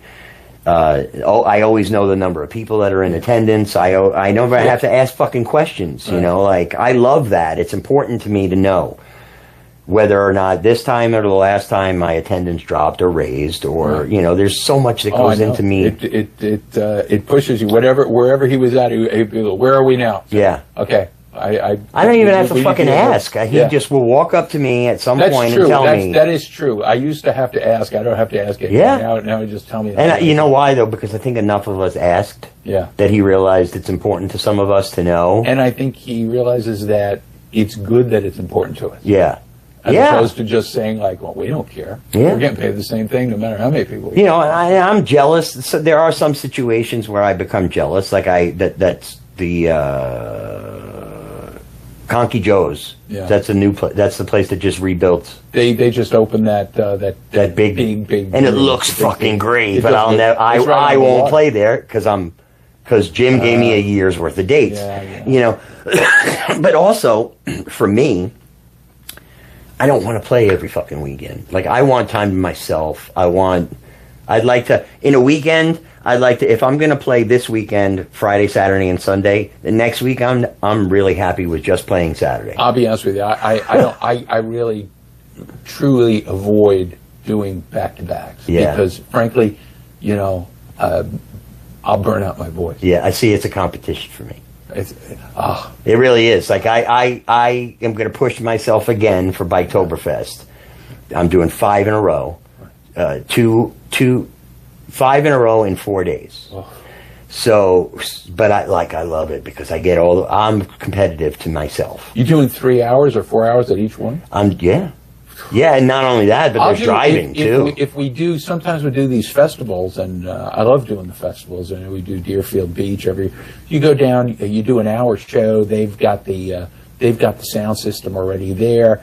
I'll do those back to back any day of the week. But 3 hours, no. I'm. You know what listen, this is the way I'm too old for that. The way that I look at the way that, and I've always been this way though. I've always been that with myself musically, vocally, that I look at it like a boxer, and the boxer will get the shit beat out of himself in sparring. Will allow himself to take a pummeling so that he can perfect his skill. That's the same thing I do with singing, and I'll say, okay, I'm 54 years old.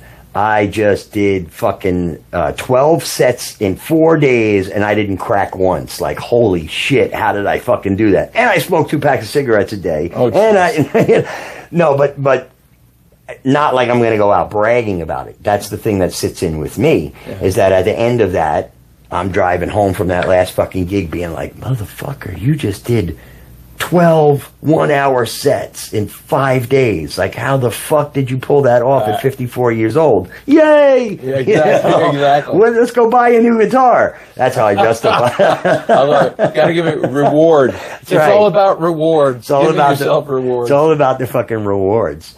No, look, what I want people to get out of this is the ability for musicians that don't even know each other to sit down and have a 2-hour fucking conversation that feels like it was 20 minutes, and we could probably go on for 8 more hours. Probably.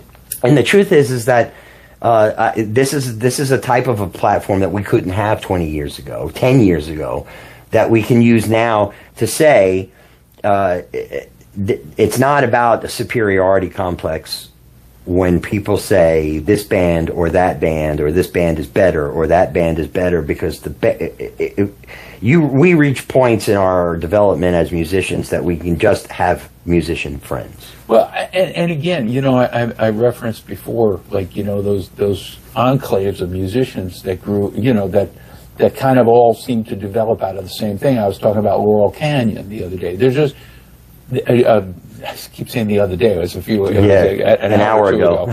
But the thing is, I see that on the Treasure Coast, and I try desperately. You get a little envious. You see somebody who's got a great crowd somewhere, and you go, why don't I have that crowd? I should have that crowd there. I don't, But sometimes you feel that way, and we are competitive. We try not to be too competitive, but that's why I love the idea of people knowing what they do and doing it, being the best. When I go out there's 2 things I want. I want to be the best I can be.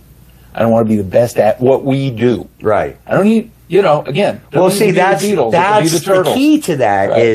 is coming into it saying, not I want to be the best singer. I want to be the best singer I can be. Yeah. I'm not. I don't want to be the best fucking Steve Perry. I want to be the best Warren Von Kruk. Right. And so just like you come out with that. That is your mindset. When you come out saying, I'm going to give it my all. Absolutely. Every fucking time. You leave it all on the field. Because it's a performance art. Right. I used to tell the guys, I say, listen, if you feel like you could do one more song at the end of the night, I said, you didn't give it your all. Yeah. I said, and people would say, oh my God, what do you got? I said, listen, if there's not blood on the stage by the end of the night, I fucking agree with you, man. At the end of the night, if I'm not sore, if my neck doesn't hurt, if I'm not tired and my feet are exhausted, my ears need an hour to decompress, then I didn't do my job. We're doing it, and so that's it. We do it for love. I'll do it until I'm fucking 90 too. I will be the guy that dies on stage. That was that was some people used to say that. I used to say my fantasy was, I said, yeah, you're familiar with one of my vocal idols, Jackie Wilson. Mm-hmm. Okay, and the urban legend. I know he did have a heart attack during a show, but the urban legend, and I cannot vouch for it, but the urban legend was he was singing "Lonely Teardrops," and you know that song "Lonely Teardrops," and there's the line, "My heart is crying." Oh shit! My heart is crying, and he clutches his chest, and boom! Oh my god! And I said, "That's how I want to go." 2 ways. I've given myself 2 ways. I'm either gonna die on stage or having sex with my wife. There you go. I knew that was coming. And she won't be happy with that because she'd have to live with that for the rest of her fucking life. But anyway, I want to thank you guys for hanging out with us for 2 hours. Yeah. Go out and see The Real Deal Florida. Please check these guys out. They are doing classic rock the right way. The vocals are there. The musicianship is there. The venues that they play are top shelf. They're good guys. And if you are out and about this weekend, come out and hang out with ShovelHed. We will be at Main Street Station in Daytona on Saturday at 8 p.m. And Sunday, we are over at our favorite place on the planet, OCC Roadhouse in Clearwater, and that is noon on Sunday. We'll be playing from noon to 4 at OCC Roadhouse. So we definitely want to see you guys get out there. Get out. If you're in Florida, your only job is to have fucking fun. Get out and see some great music because it's all over the place. And when you see that great music, share it with a friend because we're all striving to play to bigger crowds, better crowds, more people. And the only way that we can do that is if you're sharing our content, whether it be our posts about the gigs, about even the shitty videos that you take are good, because at some point we're going to back them up with good quality videos of our own. But the more people that you turn on to us, the better of a time you're going to have. I can almost guarantee that, because the bigger the crowd, the better the party.